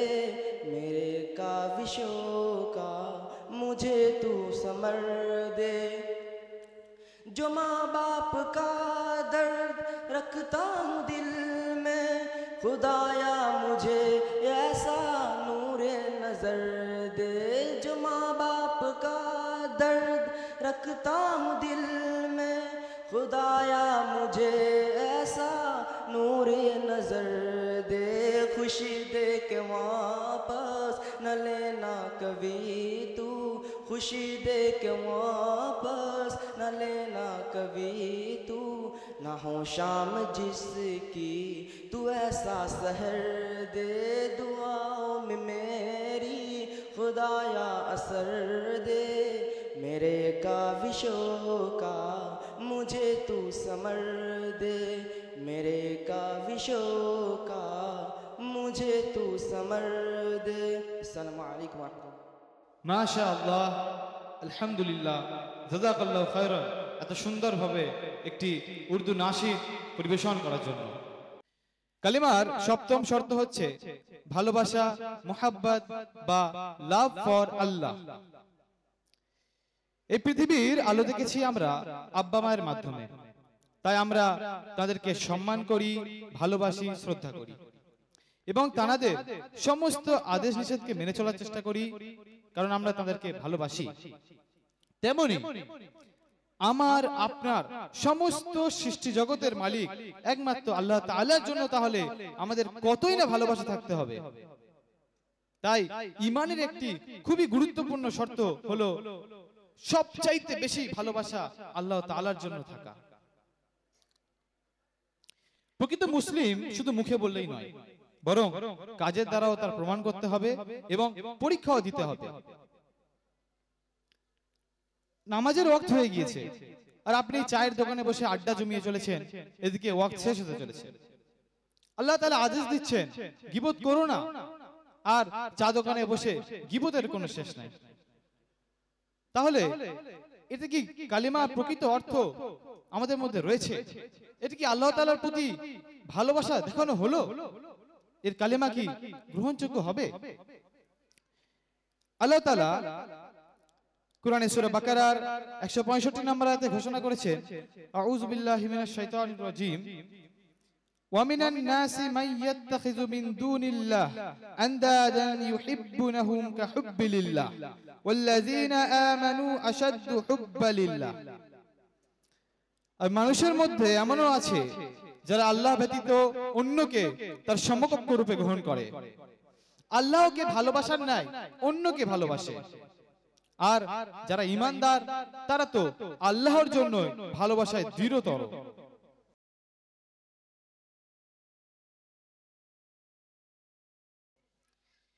এখন পরবর্তী ইভেন্টের জন্য আমি মঞ্চে আহ্বান জানাচ্ছি নবম শ্রেণীর ছাত্র আরমান মল্লিককে। আরমান মল্লিক আমাদের সামনে কবিরা গুনাহ নিয়ে আলোচনা করবে ইনশাআল্লাহ। আউযু বিল্লাহি মিনাশ শাইতানির রাজীম, বিসমিল্লাহির রহমানির রহিম। রব্বি ইশরাহলি সাদরি ওয়া ইয়াসসিরলি আমরি ওয়াহলুল উকদাতাম মিন লিসানি ইয়াফকাহু কাওলি। উপস্থিত সমস্ত অতিথিবৃন্দকে, আমার মাথার মুকুট শিক্ষক মহাশয়, সম্মানিত সেক্রেটারি এবং আমার শ্রদ্ধেয় ছাত্র ভাই এবং দাদাদেরকে আমি আমার মনের অন্তরের অন্তঃস্থল থেকে স্বাগত জানাই। আসসালামু আলাইকুম ওয়া রাহমাতুল্লাহ। সকলের উপর আল্লাহ তাআলা শান্তি বর্ষিত হোক। আজকে আমার বক্তব্যের বিষয় হলো বড় গোনা বা কাবিরা গোনা। মহান আল্লাহ তাআলা কুরআনে সূরা নিসার 31 নম্বর আয়াতে ঘোষণা করছেন, যে যে সকল বড় গোনা বা কাবিরা গোনা সম্পর্কে তোমাদের নিষেধ করা হয়েছে, তোমরা যদি তা থেকে বেঁচে থাকতে পারো তাহলে আমি তোমাদের ছোট গোনা সমূহকে মাফ করে দেব এবং তোমাদেরকে সম্মানজনক স্থানে প্রবেশ করাবো। সম্মানিত উপস্থিতি, এই আয়াত থেকে আমরা বুঝতে পারলাম যে আমাদের অবশ্যই বড় গোনা বা কাবিরা গোনা থেকে বেঁচে থাকতে হবে, না হলে বিপদ আছে। কিন্তু এখন প্রশ্ন হলো, কাবিরা গোনা কাকে বলে? হ্যাঁ, কাবিরা গোনা হলো সেই সমস্ত গোনা যা করতে আল্লাহ এবং আল্লাহর রাসূল সাল্লাল্লাহু আলাইহি ওয়াসাল্লাম কুরআন এবং হাদিসে পরিষ্কারভাবে নিষেধ করেছেন। এই সমস্ত গোনার কারণে দুনিয়াতে এবং আখিরাতে নানান কঠিন শাস্তির বিধান রয়েছে।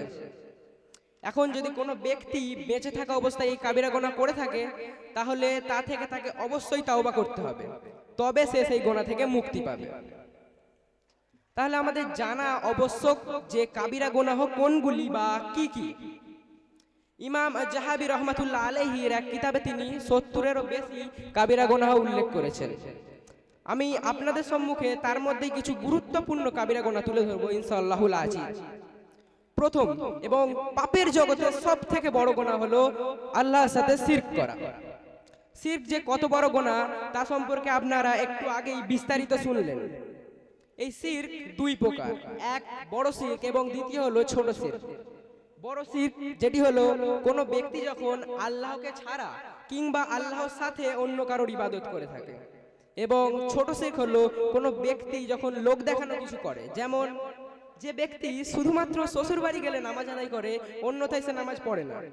অর্থাৎ সম্মানের উপস্থিতি, এই থেকে বোঝা যাচ্ছে যে সে ব্যক্তিটি শুধুমাত্রই লোক দেখানোর খাতিরে বা তাদের আত্মীয় স্বজনকে দেখানোর জন্যই নামাজটি আদায় করছে, নাকি আল্লাহর উদ্দেশ্যে। এটি ছোট শিরক। এরপর দ্বিতীয় সব থেকে বড় গুনাহ হলো অন্যায়ভাবে মানুষ হত্যা করা। অন্যায়ভাবে মানুষ হত্যা করা ইসলামে একটি মহাপাপ বা কাবিরা গুনাহ। কোন ব্যক্তি যে অন্যায়ভাবে মানুষ হত্যা করলো তা সম্পর্কে আল্লাহ তাআলা কঠোর সতর্কবার্তা দিয়েছেন এবং এই কাজের জন্য কঠিন শাস্তিরও ঘোষণা দিয়েছেন। মহান আল্লাহ তাআলা কুরআনে সূরা মায়েদার 32 নম্বর আয়াতে ইরশাদ করেছেন যে কোনো মানুষ যখন কোনো মানুষকে হত্যা করে তখন সে সমগ্র মানব জাতিকে হত্যা করে, এবং কোনো মানুষ যখন কোনো মানুষের প্রাণ বাঁচায় তখন সে সমগ্র মানব জাতির প্রাণ বাঁচায়। সম্মানিত উপস্থিতি, এই আয়াতটি থেকে আমরা কি বুঝতে পারলাম? বুঝতে পারলাম যে কোনো মানুষ যখন কারোর প্রাণ বাঁচাচ্ছে তখন সে সমগ্র মানব জাতির প্রাণ বাঁচানোর মতো একটি মহান কাজ করছে, এবং কোনো মানুষ যখন কাউকে হত্যা করছে ঠিক সে পুরো সমগ্র মানব জাতির বিরুদ্ধে আঘাত হানছে। রাসূল সাল্লাল্লাহু আলাইহি ওয়াসাল্লাম আরো বলেন যে একজন মুমিনের হত্যার শাস্তি আল্লাহর দরবারে কাবা ধ্বংসের চেয়েও গুরুতর। এবং এই সমস্ত হাদিস এবং কুরআনের আয়াত থেকে আমরা কি বুঝতে পারছি? যে কোনো মানুষ যখন কাউকে হত্যা করে সে শুধুমাত্র একজন মানুষের জীবন ধ্বংস করছে না, সে সমাজে বিশৃঙ্খলা সৃষ্টি করছে এবং সে তার নিজেকেও কঠিন শাস্তির উপযুক্ত করে তুলছে। ইসলাম শিক্ষা দেয় যে কারোর প্রাণ রক্ষা করার, সমাজে বিশৃঙ্খলা সৃষ্টি না করা, কিন্তু ইসলাম এটা শিক্ষা দেয় না যে কারোর অন্যায়ভাবে প্রাণ হত্যা করা। এরপর তৃতীয় সব থেকে বড় গুনাহ হলো জাদু করা। রাসূল সাল্লাল্লাহু আলাইহি ওয়াসাল্লাম বলছেন, আমি তোমাদের 7টি ধ্বংসাত্মক বিষয় থেকে নিষেধ করছি, বেঁচে থাকতে উপদেশ দিচ্ছি। প্রথম শিরক করা, দ্বিতীয় জাদু করা, তৃতীয় অন্যায়ভাবে মানুষ হত্যা করা, চতুর্থ সুদ খাওয়া, পঞ্চম এতিমের সম্পদ আত্মসাৎ করা, ষষ্ঠ জিহাদের ময়দান থেকে পালিয়ে যাওয়া, এবং সপ্তম মুমিন মহিলার নামে মিথ্যা অপবাদ দেওয়া। বুখারী 256 নম্বর হাদিস। সম্মানিত উপস্থিতি, এই হাদিস থেকে আমরা বুঝতে পারলাম যে শিরক একটি মারাত্মক বড় গুনাহ, যেমন জাদু করা একটি মারাত্মক বড় গুনাহ। আমাদেরকে এই জাদু করা থেকে বা এই মারাত্মক বড় গুনাহ থেকে বেঁচে থাকতে হবে। এর কারণে কঠিন শাস্তিরও আল্লাহ তাআলা ঘোষণা দিয়েছেন। এরপরে চতুর্থ সব থেকে বড় গুনাহ হলো নামাজ পরিত্যাগ করা। নামাজ ইসলামের 5টি স্তম্ভের মধ্যে একটি গুরুত্বপূর্ণ স্তম্ভ। যে ব্যক্তি ইচ্ছাকৃতভাবে নামাজ পড়লো সে অবশ্যই একটি মহাপাপ করলো, এবং পৃথিবীতে যত সমস্ত ইবাদত আছে সবকিছু যার উপরে নির্ভর করে সেটি হলো নামাজ, যা প্রত্যেক মুসলমানের জন্যই ফরজ করা হয়েছে, এবং যে এটি পরিত্যাগ করলো সে অবশ্যই একটি বড় গুনাহ করলো।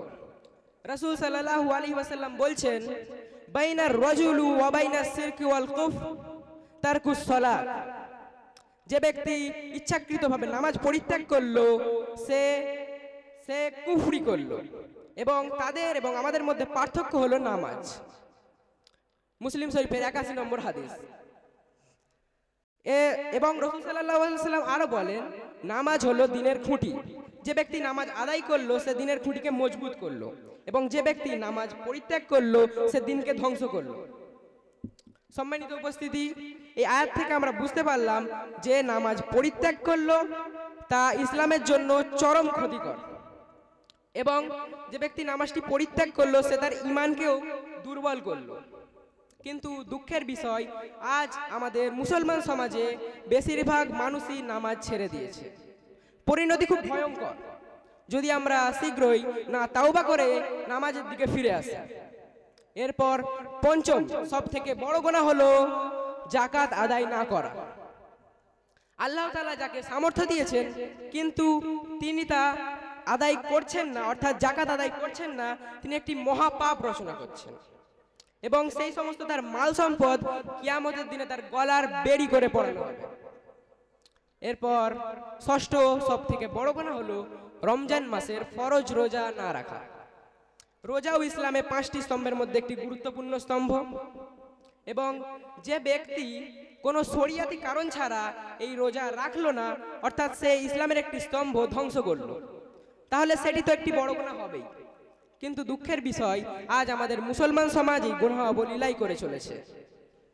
এরপর সপ্তম সব থেকে বড় গুনাহ হলো হজ আদায় না করা, সামর্থ্য থাকা সত্ত্বেও। মহান আল্লাহ তাআলা যাকে সামর্থ্য দিয়েছেন কিন্তু তিনি হজ আদায় করছেন না, অর্থাৎ তিনি একটি মারাত্মক বড় গুনাহ করছেন। হজ হলো ইসলামে 5টি স্তম্ভের মধ্যে একটি গুরুত্বপূর্ণ স্তম্ভ, এবং আমাদের সমাজে একটি ভুল ধারণা প্রচলিত আছে বৃদ্ধ বয়সে হজ করা। বৃদ্ধ বয়সে হজ করা মোটেই উচিত নয়, কারণ হজ হলো ইসলামের 5টি স্তম্ভের মধ্যে বা ইসলামের ফরজ ইবাদতগুলির মধ্যে একটি ইবাদত, এবং এটি জীবনে একবার ফরজ হলেও তা সামর্থ্য থাকা সাপেক্ষে দ্রুত পালন করা উচিত। কুরআন এবং হাদিসে বলা হয়েছে যে ব্যক্তি সামর্থ্য আছে তাকে জীবনে একবার হলেও হজ পালন করতে হবে। রাসূল সাল্লাল্লাহু আলাইহি ওয়াসাল্লাম বলছেন, আল্লাহ তাআলা যাকে সামর্থ্য দিয়েছেন কিন্তু তিনি তা করছেন না, তখন আল্লাহ তাআলা তাকে কাফের হিসাবে গণ্য করতে পারেন। এরপর অষ্টম সব থেকে বড় গুনাহ হলো পিতামাতার অবাধ্য হওয়া।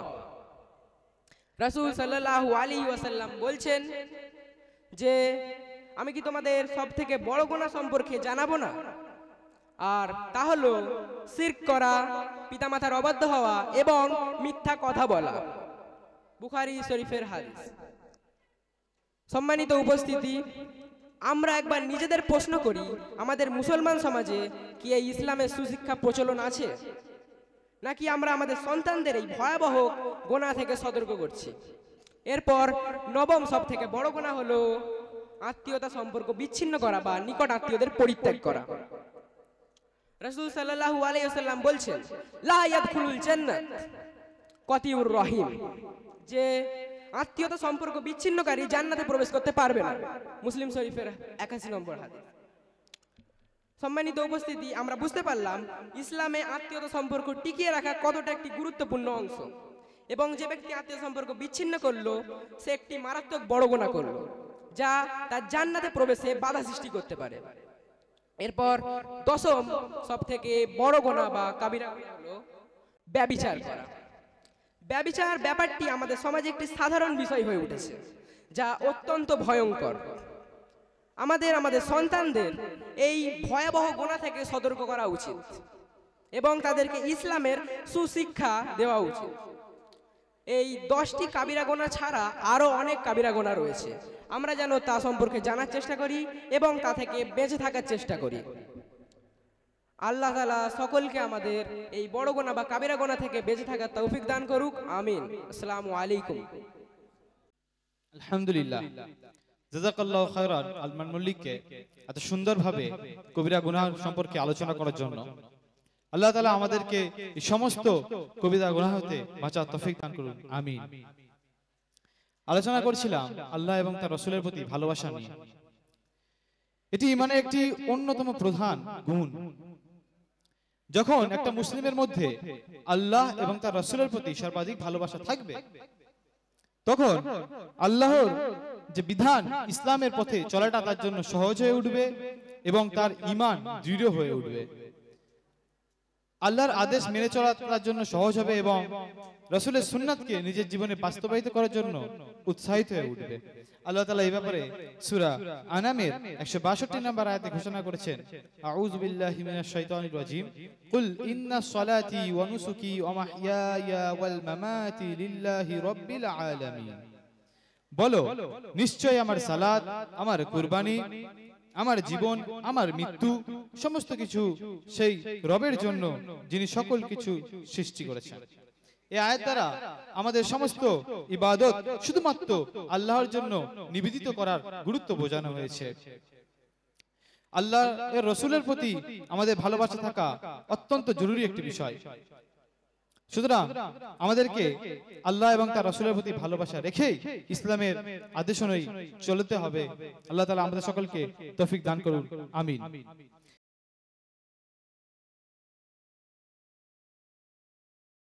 এখন আমাদের অনুষ্ঠানের পরবর্তী ইভেন্ট আবৃত্তি পাঠ। আমি আবৃত্তি পাঠ করার জন্য মঞ্চে আহ্বান জানাচ্ছি পঞ্চম শ্রেণীর ছাত্র মাহিউল ইসলাম। মাহিউল আমাদের সম্মুখে অপূর্ব চৌধুরী রচিত ভালোবাসতে বলুন স্যার এই কবিতাটি আবৃত্তি করে শোনাবে ইনশাআল্লাহ। আমার নাম মাহিউল ইসলাম, আমি হামদান মিশনের পঞ্চম শ্রেণীর ছাত্র। আমি আপনাদের সামনে একটি আবৃত্তি পরিবেশন করে শোনাবো ইনশাআল্লাহ। আবৃত্তির নাম ভালোবাসতে বলুন স্যার, কবি অপূর্ব চৌধুরী। আমায় ডেকেছেন স্যার, বাবা এসেছিল, মাও? ও বুঝেছি স্যার, ওরা কমপ্লেন করেছে পড়াশোনা করি না, তাই তো? তর্ক করি, জিনিস ভাঙি, মোবাইল চাই বলে জেদ ধরেছি, টিভি দেখতে চাই, তাই না স্যার? সব সব সত্যি স্যার, দিন শাস্তি দিন ওদের কথা শুনে। কি বললেন স্যার? শাস্তি দেবেন না? আপনি ওদের দলে নন, আমার কথা শুনতে চান? বলুন কি শুনতে চান? ভালোবাসে বাবা মা? কেউ নয় স্যার, কেউ নয়। ওরা ভালোবাসে পরীক্ষার 90%, আমাকে নয়, শুধু পড়া চাই ওদের। রাত দিন ভালোবাসা নেই স্যার, ভালোবাসা নেই ওদের কাছে, ভালো আশা। ওদের ভালোবাসা নম্বরের টার্প ডিপোজিট, ওরা মানুষ করতে চায় না, চাই মেশিন। নম্বর তোলার জ্যান্ত একটা মেশিন। জানেন স্যার, ওরা আমাকে ফুল আঁকতে দেয় না, গুপি বাঘা গাইতে দেয় না, চাঁদ দেখতে গেলে স্টাডি টেবিলের ল্যাম্পের তলায় বই দেখায়, পথের পাঁচালী পড়তে গেলে প্রাইভেট টিউটরের সময় বলে। জানেন স্যার, 5-এ পড়ি, 6টা টিউটর। ওরা আমাকে নিজেকে পড়তেই দেয় না, সর্বক্ষণ বকুনি, তুলনা, পিটুনি, শুতে বসতে খেতে পালাতে ইচ্ছে করে স্যার, ইচ্ছে করে এই পৃথিবী ছেড়েই চলে যেতে। সত্যি বলছি স্যার, মেশিন হতে চায় না। জানেন স্যার, আজও খেতে পারিনি, খেতে বসেই মায়ের বকুনি। রাগ হলো, ভীষণ রাগ, টেপ রেকর্ডারটা ভেঙেই দিলাম রাগে, ভাতের থালা ফেলে বই খাদে স্কুলে চলে এলাম। ভালোবাসাহীন চাল সেদ্ধ হচ্ছে উপোস ভালো স্যার। এই দেখুন পেটে তীব্র খিদে, কিন্তু কোনো প্রশ্নই নেই। বন্ধুরা আছে এখানে, আপনারা আছেন, কত আপন করে ভালোবাসা আছে এখানে। একই স্যার, আপনি কাঁদছেন? কি বললেন? বসবো আপনার পাশে? বেশ বসলাম। একই টিফিন বক্স খুলছেন কেন স্যার? না, না না স্যার, আপনার টিফিন। স্যার, আমি না খেলে আপনি আরো কাঁদবেন। খাচ্ছি খাচ্ছি আমি নিজের হাতেই। না, আপনি খাইয়ে দেবেন? তাই দিন স্যার, তাই দিন। কতদিন এমনি করে কেউ খাইয়ে দেয়নি। এমনি করে আদর করে কাছে টেনে, এমনি করে বাবা মা যদি। স্যার, আমি তো পড়তেই চাই নিজের মতো করে, কিন্তু ওরা ওদের মতো চাই। ওদের কাছে জীবন মানে জয়েন্ট ইন্টার্স, বিলো 90 মানে কুলঙ্গার। ওরা ঘোড়াকে চাকু মারতে জানে স্যার, গায়ে হাত বুলিয়ে আদর করতে জানে না। আচ্ছা বলুন তো স্যার, টপ সুন্দর হলেই কি তাতে ফুল ফোটে যদি না মাটি থাকে? সার গাছ বড় হয় যদি না জল পায়? ওরা সব চোর স্যার, স্বপ্ন চুরি করে, সময় চুরি করে, আমার হাসি, আমার বন্ধু, খেলা, বয়স, ইচ্ছা, এই আকাশ, পাখি, ফুল, রোদ, চাঁদ, তারা সব সব আমার চুরি হয়ে গেছে স্যার। যদি ওদের গলা ধরে একটু আদর পেতে চাই, ওরা বলে বইকে জড়িয়ে ধরতে। যদি ওদের হাত ধরে সবুজ মাঠে যেতে চাই, ওরা বলে টিউশন যেতে। জ্বর গায়ে যদি একটু বিশ্রাম নিতে চাই, পাশ ফিরিয়ে ওরা শোনায় পরীক্ষার রুটিন। তখন রেগে প্রতিবাদ করি। ওরা প্ল্যান করে সাইকিয়াট্রিক দেখাবে, আসলে শতাব্দীর নতুন রুগী ওরাই। একই টিফিন তো সব শেষ স্যার, আপনি কি খাবেন? আমায় খাইয়ে আপনার খিদে মিটল? এই কথা দিলাম স্যার, এই কথা দিলাম, আর কিচ্ছু ভাঙবো না। আর আমি মোবাইল চাইবো না। বকুনি খাবো, মার খাবো, তবু কিচ্ছু বলবো না। শুধু ওদেরকে বলুন একটু ভালোবাসতে, নম্বরকে নয় আমাকে। আমি মানুষ হতে চাই স্যার, আমি মানুষ হতে চাই, একটা বড় মানুষ। আসসালামু আলাইকুম ওয়া রাহমাতুল্লাহি ওয়া বারাকাতুহু। সত্যি আমাদের বেশিরভাগ ছাত্রছাত্রীদের একেবারে অন্তরের কথা জানো মাহিউল ইসলাম আমাদের সামনে উপস্থাপন করে গেল।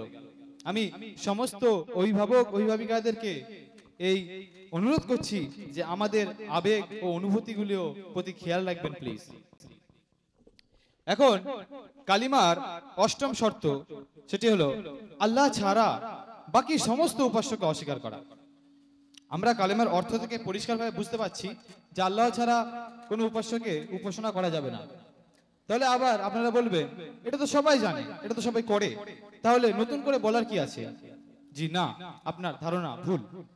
আল্লাহ রাসূল সাল্লাল্লাহু আলাইহি ওয়াসাল্লাম বলছেন আদ-দুআউ হুয়াল ইবাদা, দুআই হলো ইবাদত।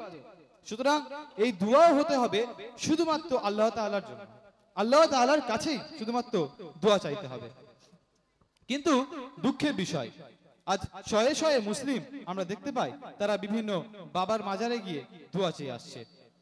আল্লাহ তাআলা এদের সম্বন্ধে কুরআনে বলেছেন সূরা বাকারার 256 নম্বর আয়াতে, অতএব যে ব্যক্তি তাগুতকে অস্বীকার করলো এবং আল্লাহর প্রতি ঈমান আনলো, সে অবশ্যই শক্ত রশি ধরেছে যা ছিন্ন হবার নয়।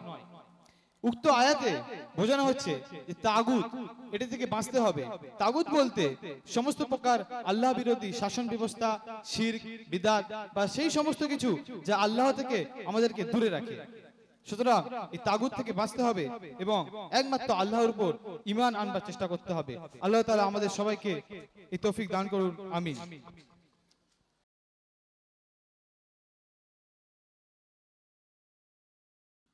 এখন আমাদের সম্মুখে ইংলিশ কনভারসেশন করার জন্য আমি মঞ্চে আহ্বান জানাচ্ছি অষ্টম শ্রেণীর দুই ছাত্র সাকিবুল মোল্লা ও শেখ মাহিরকে। আসসালামু আলাইকুম সাকিবুল। ওয়া আলাইকুম I am going to Hamdan Mission. Okay, but there are many institutions in our locality. What makes Hamdan Mission special? Hamdan Mission is an institution that combines both Islamic and formal education. It not only focuses on academics, but also nurtures strong moral and ethical values in students. That sounds great. What are some of the key facilities there? Students pray 5 daily congregational prayer, participate in weekly public speaking season, and give regular tests to track their progress. The environment is green, peaceful, and well disciplined. That's impressive. What about security and safety? The entire campus is under CCTV surveillance. The buildings are tiled. There is a medical room for students and even a generator and fire prevention system to ensure safety and comfort. That's really amazing. It seems like Hamdan Mission provides a complete package of education, discipline, and development. Exactly. That's why I choose Hamdan to be part of a place that nurtures future leader with knowledge and strong faith. Okay, I have decided that I will also join Hamdan Mission. Allah Hafiz. See you Fi later. amanillah. জাযাকুমুল্লাহু খায়রান। ধন্যবাদ এত সুন্দরভাবে ইংরেজি ইংরেজি কথোপকথন করার জন্য। আলহামদুলিল্লাহ, তারা আলোচনা করছিল হামদান মিশন সম্পর্কে। হ্যাঁ, এটাই হামদান মিশন, আর আমি গর্বিত যে আমি হামদান মিশনের একজন ছাত্র। আমরা এখন আলোচনা করব কালেমার নবম এবং শেষ শর্ত নিয়ে, আর সেটি হচ্ছে আমৃত্যু এই শাহাদাত মেনে চলা। অর্থাৎ যতক্ষণ এই দেহে শ্বাস রয়েছে ততক্ষণই আমাদেরকে এই কালেমাকে মেনে চলতে হবে এবং আল্লাহ তাআলা সমস্ত হুকুমকে মেনে চলতে হবে। এই নয় যে কিছুদিন সময় খারাপ যাচ্ছিল তাই নামাজ পড়ে নিলাম, আবার কিছুদিন ছুটি নিলাম। এই ছুটি অবস্থায় যদি মৃত্যুবরণ হয়ে যায় আর তওবার সুযোগ না পান, তাহলে কিন্তু আগুনে জ্বলতে হবে। আল্লাহ রাসূল সাল্লাল্লাহু আলাইহি ওয়াসাল্লাম সহিহ মুসলিমের একটি হাদিসে বলেছেন যে এক ব্যক্তি দীর্ঘ সময় ধরে জান্নাতীদের মতো আমল করছিল এবং শেষ সময়ে গিয়ে সে জাহান্নামীদের মতো আমল করলো এবং সে জাহান্নামে গেল। আর আরেক ব্যক্তি সে দীর্ঘ সময় ধরে জাহান্নামীদের মতো আমল করছিল এবং তার জীবনের শেষ বেলায় গিয়ে সে জান্নাতীদের মতো আমল করলো এবং সে জান্নাত গেল। অর্থাৎ আমাদেরকে সারা জীবনই আল্লাহ তাআলার ইবাদত অনুগত্য করতে হবে এবং আমাদের অন্তরে কলেমার শর্তসমূহ মেনে কলেমাকে অন্তরের মধ্যে রাখতে হবে। আল্লাহ তাআলা সূরা আল ইমরানের 102 নম্বর আয়াতে ঘোষণা করেছেন, আউযু বিল্লাহি মিনাশ শাইতানির রাজীম, ইয়া আইয়ুহাল্লাযীনা আমানুত্তাকুল্লাহা হাক্কা তুকাতিহি ওয়া লা তামুতুন্না ইল্লা ওয়া আনতুম মুসলিমুন। হে মুমিনগণ, আল্লাহকে ভয় করো যেমন ভাবে তাকে ভয় করা উচিত, আর তোমরা কখনোই মুসলিম হওয়া ব্যতীত মৃত্যুবরণ করো না। আল্লাহ তাআলা আমাদের সকলকে এই শর্তসমূহ মেনে আল্লাহর উপর ঈমান রাখার তৌফিক দান করুন, আমিন।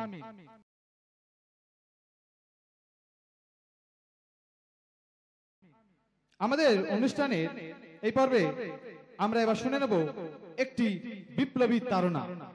বিপ্লবী সঙ্গীত পরিবেশনের জন্য আমি মঞ্চে আহ্বান জানাচ্ছি দশম শ্রেণীর ছাত্র সৈয়দ ইমরানকে।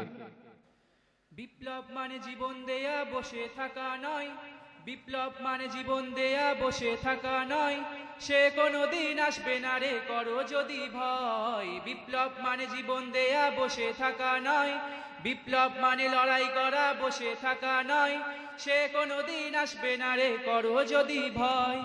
আসবে বিজয় রক্ত আর জীবনের বিনিময়, আসবে বিজয় রক্ত আর জীবনের বিনিময়। বিপ্লব মানে জীবন দেয়া বসে থাকা নয়, সে কোনোদিন আসবে না রে করো যদি ভয়। লড়াইয়ের ওই ময়দানে যেতে তোমাকে হবে, প্রয়োজনে সব রক্তটুকুই জমিনেই ঢেলে দিবে। লড়াইয়ের ওই ময়দানে যেতে তোমাকে হবে, প্রয়োজনে সব রক্তটুকুই জমিনেই ঢেলে দিবে। তবুও তোমায় লড়তেই হবে, মানিবে না পরাজয়, তবুও তোমায় লড়তেই হবে, মানিবে না পরাজয়। বিপ্লব মানে জীবন দেয়া বসে থাকা নয়, সে কোনোদিন আসবে না রে করো যদি ভয়।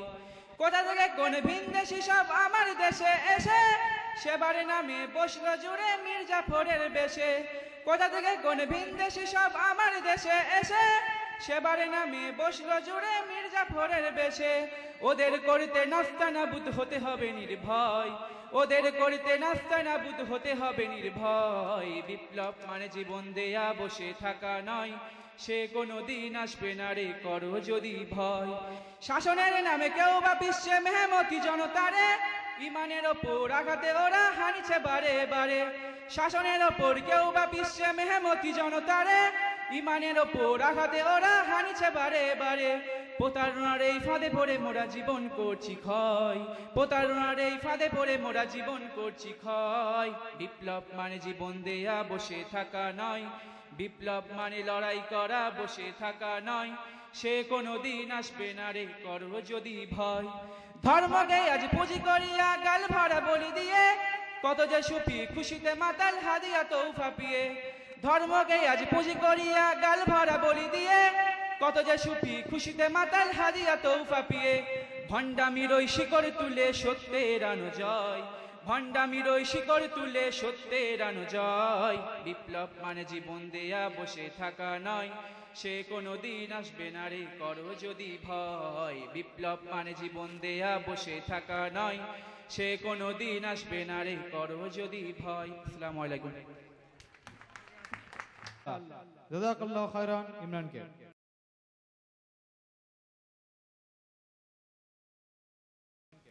এখন আমাদের সম্মুখে একটি কেরাত পাঠ করার জন্য আমি ডেকে নেব সপ্তম শ্রেণীর ছাত্র এমডি মুআজকে। আমি আপনাদের সামনে কুরআনুল মাজিদের কিছু অংশ তেলাওয়াত করে শোনাতে চাই। আউযু বিল্লাহি মিনাশ শাইতানির রাজীম। বিসমিল্লাহির রাহমানির রাহিম।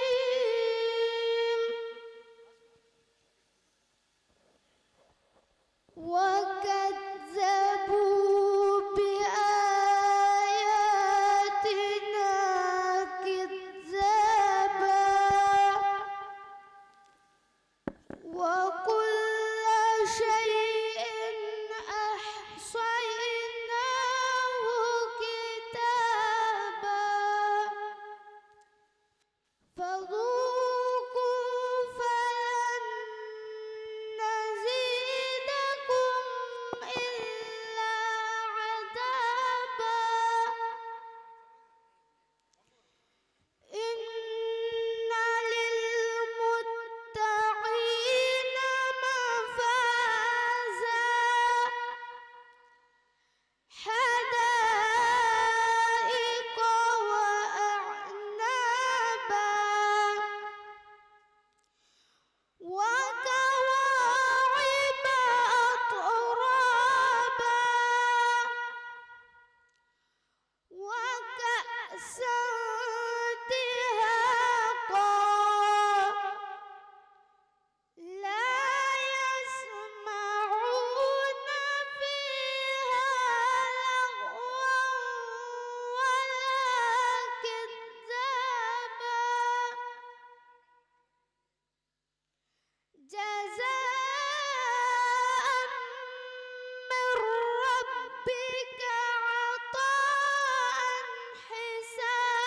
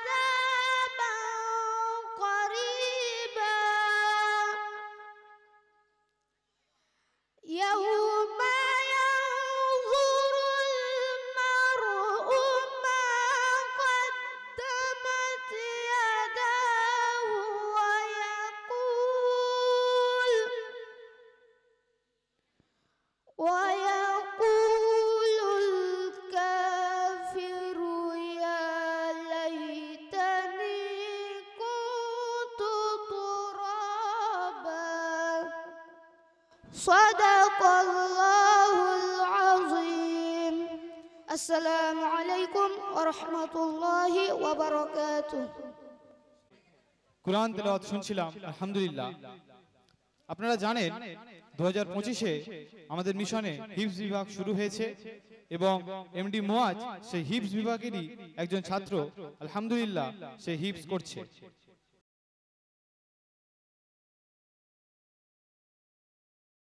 আপনারা সকলেই আমাদের ছাত্রদের জন্য দোয়া করবেন।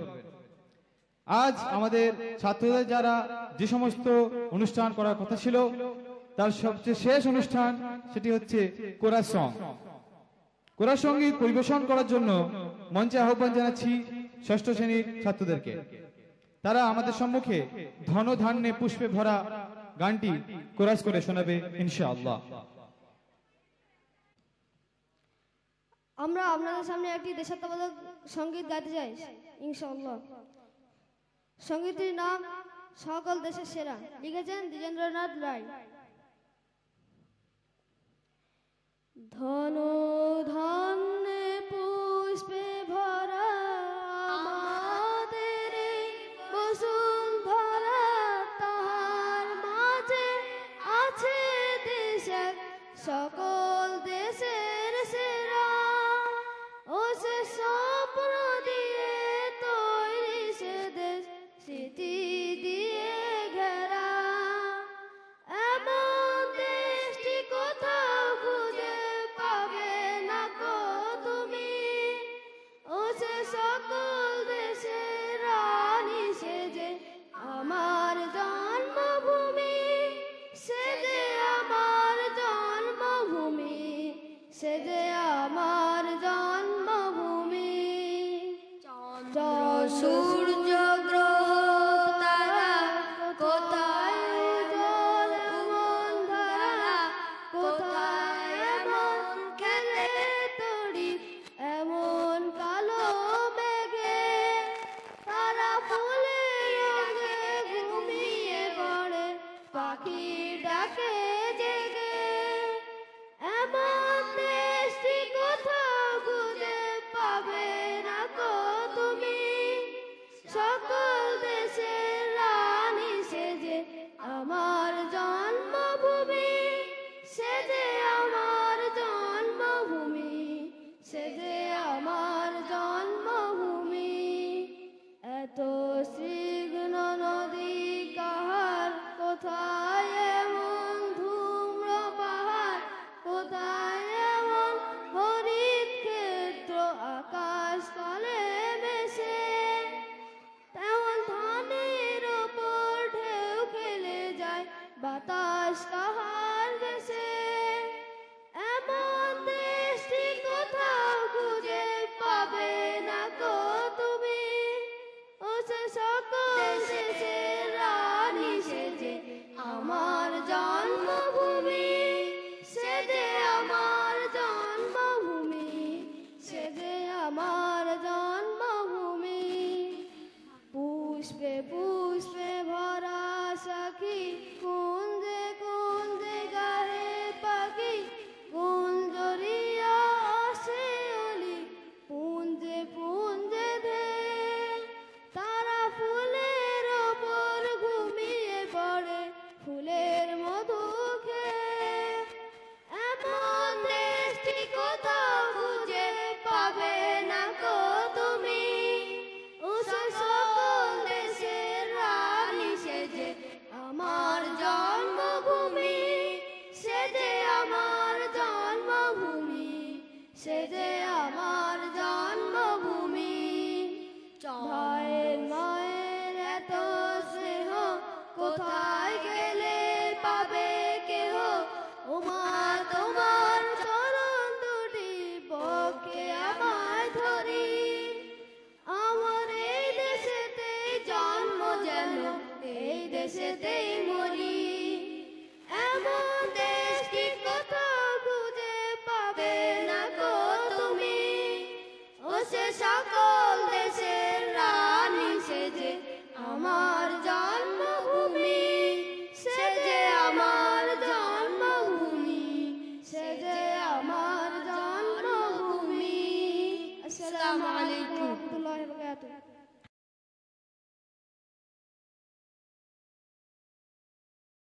আমরা অনুষ্ঠানের সমাপ্তি ঘোষণার আগে, সমাপ্তির দোয়া পাঠের আগে সম্মানীয় সেক্রেটারি মহাশয়কে অনুরোধ করব আপনি আপনার ভোট অফ থ্যাঙ্কস এর মাধ্যমে আজকের অনুষ্ঠানের সমাপ্তি ঘোষণার পর্ব হস্তান্তরিত করবেন। Secretary sir.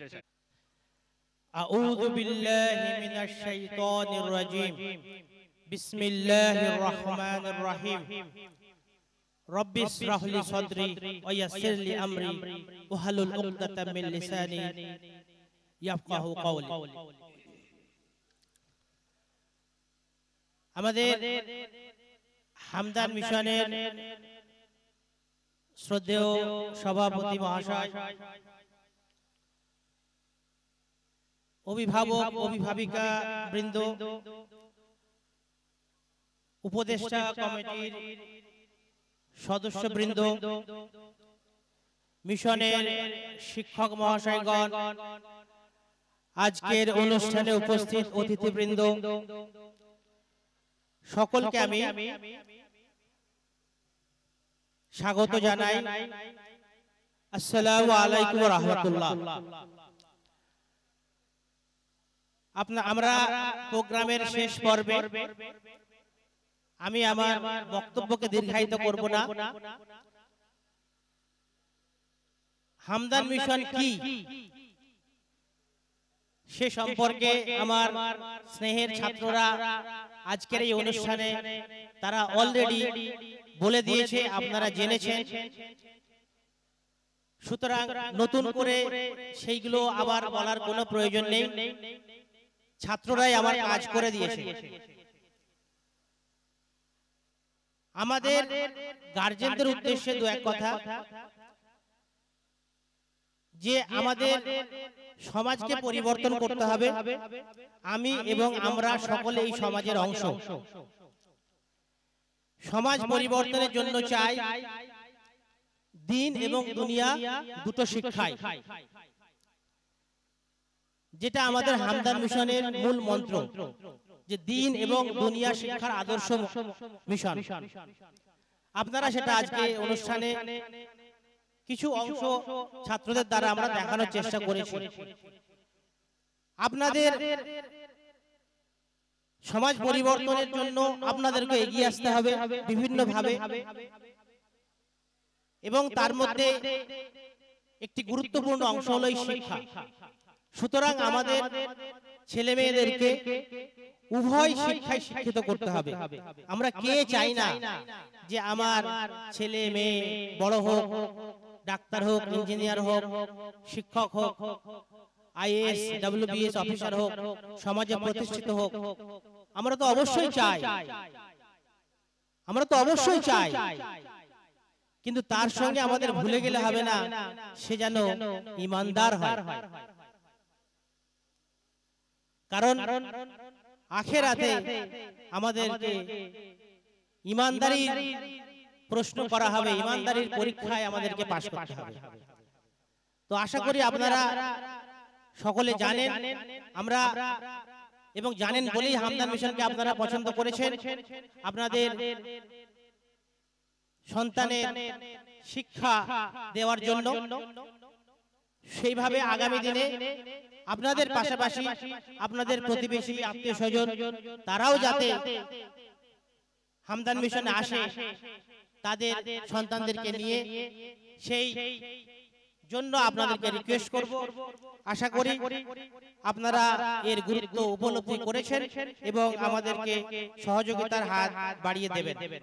এবং আমরা এটাও জানি যে কোরআন শরীফে আল্লাহ রাব্বুল আলামিনের যে নির্দেশ তিনি বলেছেন যে ইন্নাল্লাহা লা ইউগাইয়িরু মা বিকাউমিন হাত্তা ইউগাইয়িরু মা বিআনফুসিহিম। অর্থাৎ যদি আল্লাহ তাআলা নিশ্চয়ই সেই জাতির পরিবর্তন করেন, সেই জাতির পরিবর্তন ততক্ষণ করেন না যতক্ষণ না তারা নিজেরা নিজেদের পরিবর্তনের চেষ্টা করে। তো সুতরাং আল্লাহ তাআলার নির্দেশ, আমরা আমাদেরকে যদি পরিবর্তনের চেষ্টা না করি আর শুধুমাত্র আল্লাহর দিকে হাত তুলে থাকি, তাহলে কিন্তু আমাদের পরিবর্তন আসবে না। তো সুতরাং আমাদেরকে অবশ্যই সকলে মিলে এই হামদান মিশন এককভাবে কিছু করতে পারবে না যদি আপনারা সহযোগিতার হাত বাড়িয়ে না দেন। ইনশাআল্লাহ তাআলা আমরা সর্বোত্তমভাবে প্রচেষ্টা চালাচ্ছি কিভাবে উন্নত মানের আধুনিক শিক্ষা ছাত্রদের দেওয়া যায়, সেই সঙ্গে সঙ্গে সঠিক ইসলাম শিক্ষাও ছাত্রদের মধ্যে কিভাবে দেওয়া যায়। ছাত্রদের এই যে সময়, এটা খুবই গুরুত্বপূর্ণ সময়। এই সময়ে যদি তাদেরকে আমরা সঠিক শিক্ষায় শিক্ষিত করে বড় করে তুলতে না পারি, সে যখন বড় হয়ে যাবে, সে যখন কর্মজীবনে যাবে, তখন কিন্তু তার হাতে আর সময় থাকবে না। সুতরাং এই সময়টা খুব গুরুত্বপূর্ণ, তাই খেয়াল রাখতে হবে যে সমস্ত আমাদের ছেলেমেয়েরা তারা যাতে এই ছাত্রাবস্থায় সঠিক শিক্ষা পায়, দুনিয়া শিক্ষার সঙ্গে সঙ্গে আখিরাতের শিক্ষাটাও পায়। আমরা শুনেছেন যে আমাদের হিফজ বিভাগে ছাত্র মোহাম্মদ মুয়াজ কত সুন্দর করে কেরাত পাঠ করে আমাদের শুনিয়েছে। এই 2025 শিক্ষাবর্ষ থেকে আমরা হিফজ বিভাগ শুরু করেছি এবং সকালে যে সমস্ত গার্জেনরা তাদের ছাত্রের নাম লিখিয়েছে তাদেরকে আলাদা করে 2 ঘন্টা সময় দেওয়া হয়। আমাদের হাফেজ সাহেব আছেন, তাদেরকে আলাদা করে হিফজ করানোর জন্য। তারা সাধারণ স্কুলে ক্লাসও করে, সন্ধ্যাবেলা গাইডেড কোচিংও করে, সকালের টাইমটা শুধু তারা হিফজ পড়ে। এবং এই মোহাম্মদ মুয়াজ যে কেরাত পাঠ করে আমাদের শুনিয়েছে, সে আবার ক্লাসের দ্বিতীয় র্যাঙ্ক হোল্ডার। মানে সে যে পড়াশোনা করে না এমন নয়, সে পড়াশোনা করে সে পরীক্ষায় দ্বিতীয় হয়েছে, তার সঙ্গে সঙ্গে সে হিফজ করছে। সুতরাং ভালো ছাত্ররা তো আরো তাড়াতাড়ি ধরে নিতে পারবে, আরো তাড়াতাড়ি মেমোরাইজ করতে পারবে, তাই না?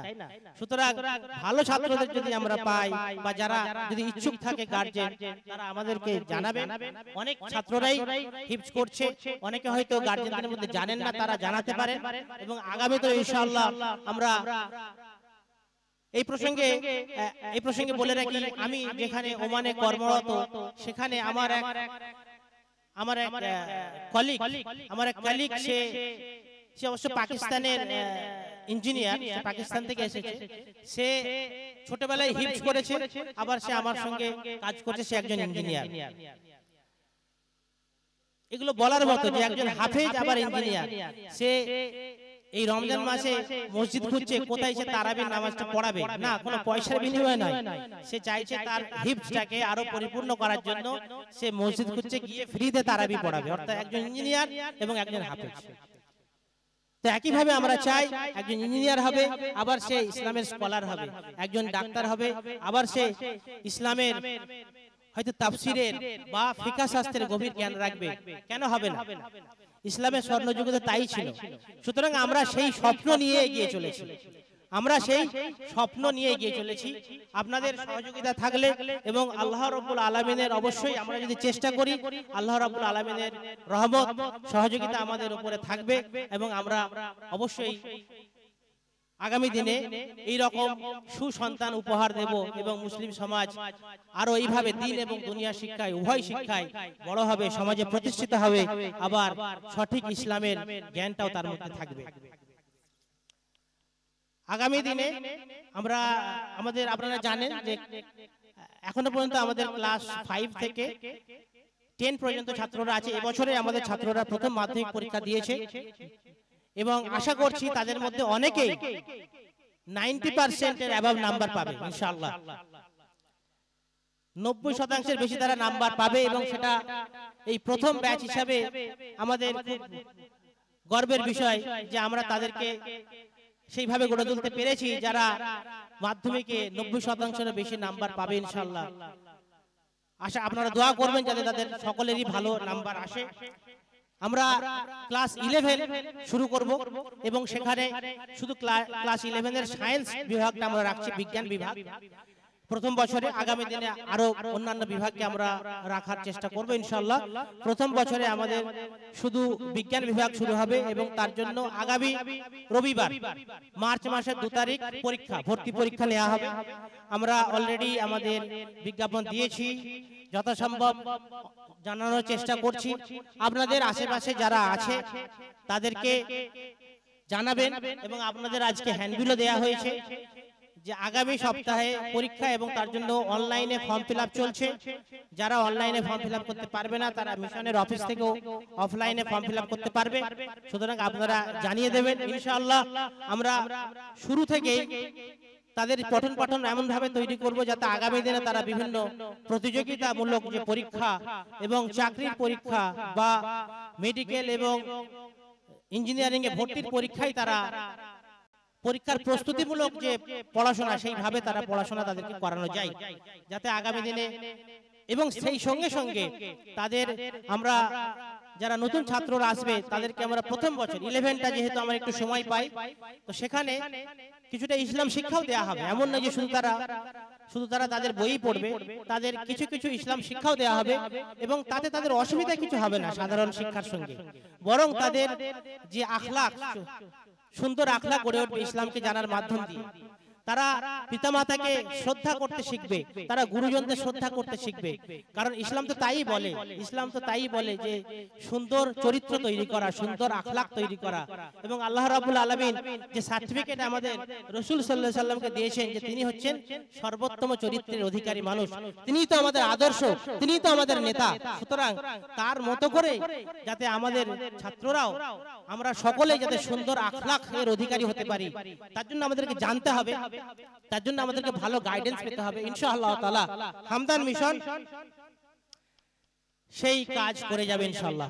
আপনারা পাশে থাকবেন, দোয়া করবেন। ইনশাআল্লাহ আল্লাহ তাআলা চাইলে আমরা আগামী দিনে প্রতিষ্ঠিত এবং ইমানদার মানুষ বা মুসলমান আমরা সমাজকে উপহার দেব ইনশাআল্লাহ। এই বলে আমি আমার সংক্ষিপ্ত কিছু কথা শেষ করলাম, আর দীর্ঘায়িত করব না। আজকে আমাদের সম্মানিত শিক্ষক মহাশয় মিশনের যারা এই অনুষ্ঠানকে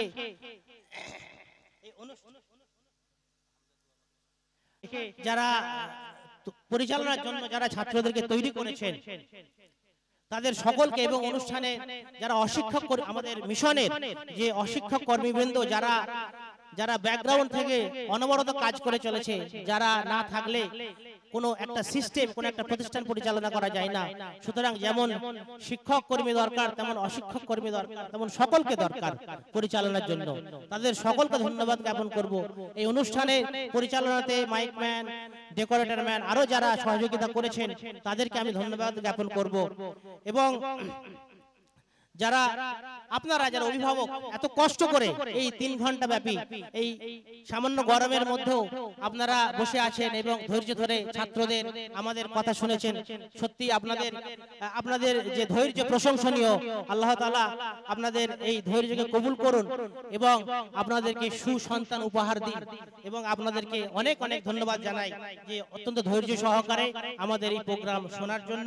আজকে যারা অতিথিবৃন্দ এসেছেন তাদেরকেও কষ্ট করে সময় ব্যয় করে যারা আমাদের এই অনুষ্ঠানে উপস্থিত হয়েছেন তাদেরকে আমি আন্তরিকভাবে হার্দিক ধন্যবাদ জানাই। আমাদের আমন্ত্রণ গ্রহণ করে আপনারা মূল্যবান সময় ব্যয় করে এখানে এসেছেন, আমাদের এই অনুষ্ঠানকে সাফল্যমণ্ডিত করেছেন ইনশাআল্লাহ তাআলা।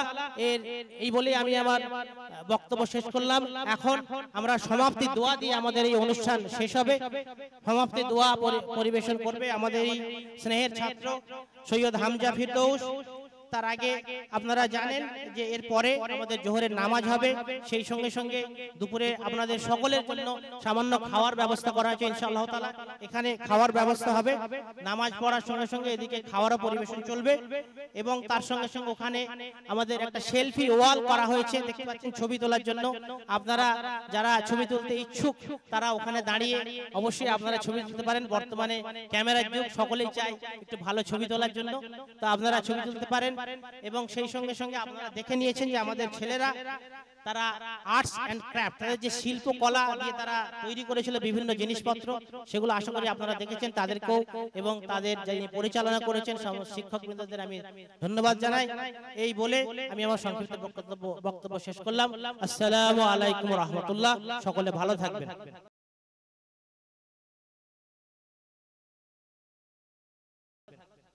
তাকে আপনি কবুল করুন। হে আমাদের প্রতিপালক, আমরা আমাদের সীমিত জ্ঞানের দ্বারা ইসলামের কিছু শিক্ষা আমাদের পিতামাতা ও অতিথিদের কাছে তুলে ধরার চেষ্টা করেছি। এর মধ্যে কিছু ভুল হয়ে গেলে আপনি আমাদের ক্ষমা করে দিন। হে আমাদের প্রতিপালক, আমাদের সকলকে এই দুনিয়াতে ও আখিরাতে সফলতা দান করুন। আমাদেরকে ঈমানের সঙ্গে বড় হওয়ার তৌফিক দান করুন। হে আমাদের প্রতিপালক, আমাদের মাতা পিতার গুনাহকে ক্ষমা করে দিন। আমাদের মাতা পিতা আমাদের জন্য অনেক কষ্ট করে, আমরা যেন কখনো তাদের কষ্ট না দিই, এই তৌফিক দান করুন। হে আমাদের প্রতিপালক, আমরা যাদের মাতা পিতারা নামাজ পড়ে না, তাদেরকে নামাজ পড়ার তৌফিক দান করুন। আমাদের সকলকে হেদায়েত দান করুন। হে আমাদের প্রতিপালক, আমাদের বিদ্যালয়ের সফলতা দান করুন। হে আমাদের প্রতিপালক, আমাদের আপামনিরা, স্যারেরা, পরিচালন কমিটির স্যারেরা আমাদের জন্য অনেক কষ্ট করেন, তাদের গুনাহকে ক্ষমা করে দিন, তাদের সকলের উপর শান্তি বর্ষণ করুন। হে আমাদের প্রতিপালক, আমাদের নবী হযরত মুহাম্মদ সাল্লাল্লাহু আলাইহি ওয়াসাল্লাম ও তার পরিবারবর্গ, তার সকল সাহাবা এবং সমস্ত ঈমানদার নারী ও পুরুষের উপর শান্তি বর্ষণ করুন। হে আমাদের প্রতিপালক, আমাদের সমস্ত দোয়া আপনি নিজ গুণে কবুল করুন। আমিন। তাবারাকতা ইয়া যুল জালালি ওয়াল ইকরাম। আলহামদুলিল্লাহ, আমরা আমাদের দোয়া সমাপ্তি করেছি। এখন আমাদের আজান এবং জোহরের জামাত হবে ইনশাআল্লাহ। স্টেজের সামনে এই জায়গাতে মহিলাদের খাওয়ার ব্যবস্থা করা হবে এবং ওই সাইডে গেস্টদের খাওয়ার ব্যবস্থা করা হবে ইনশাআল্লাহ।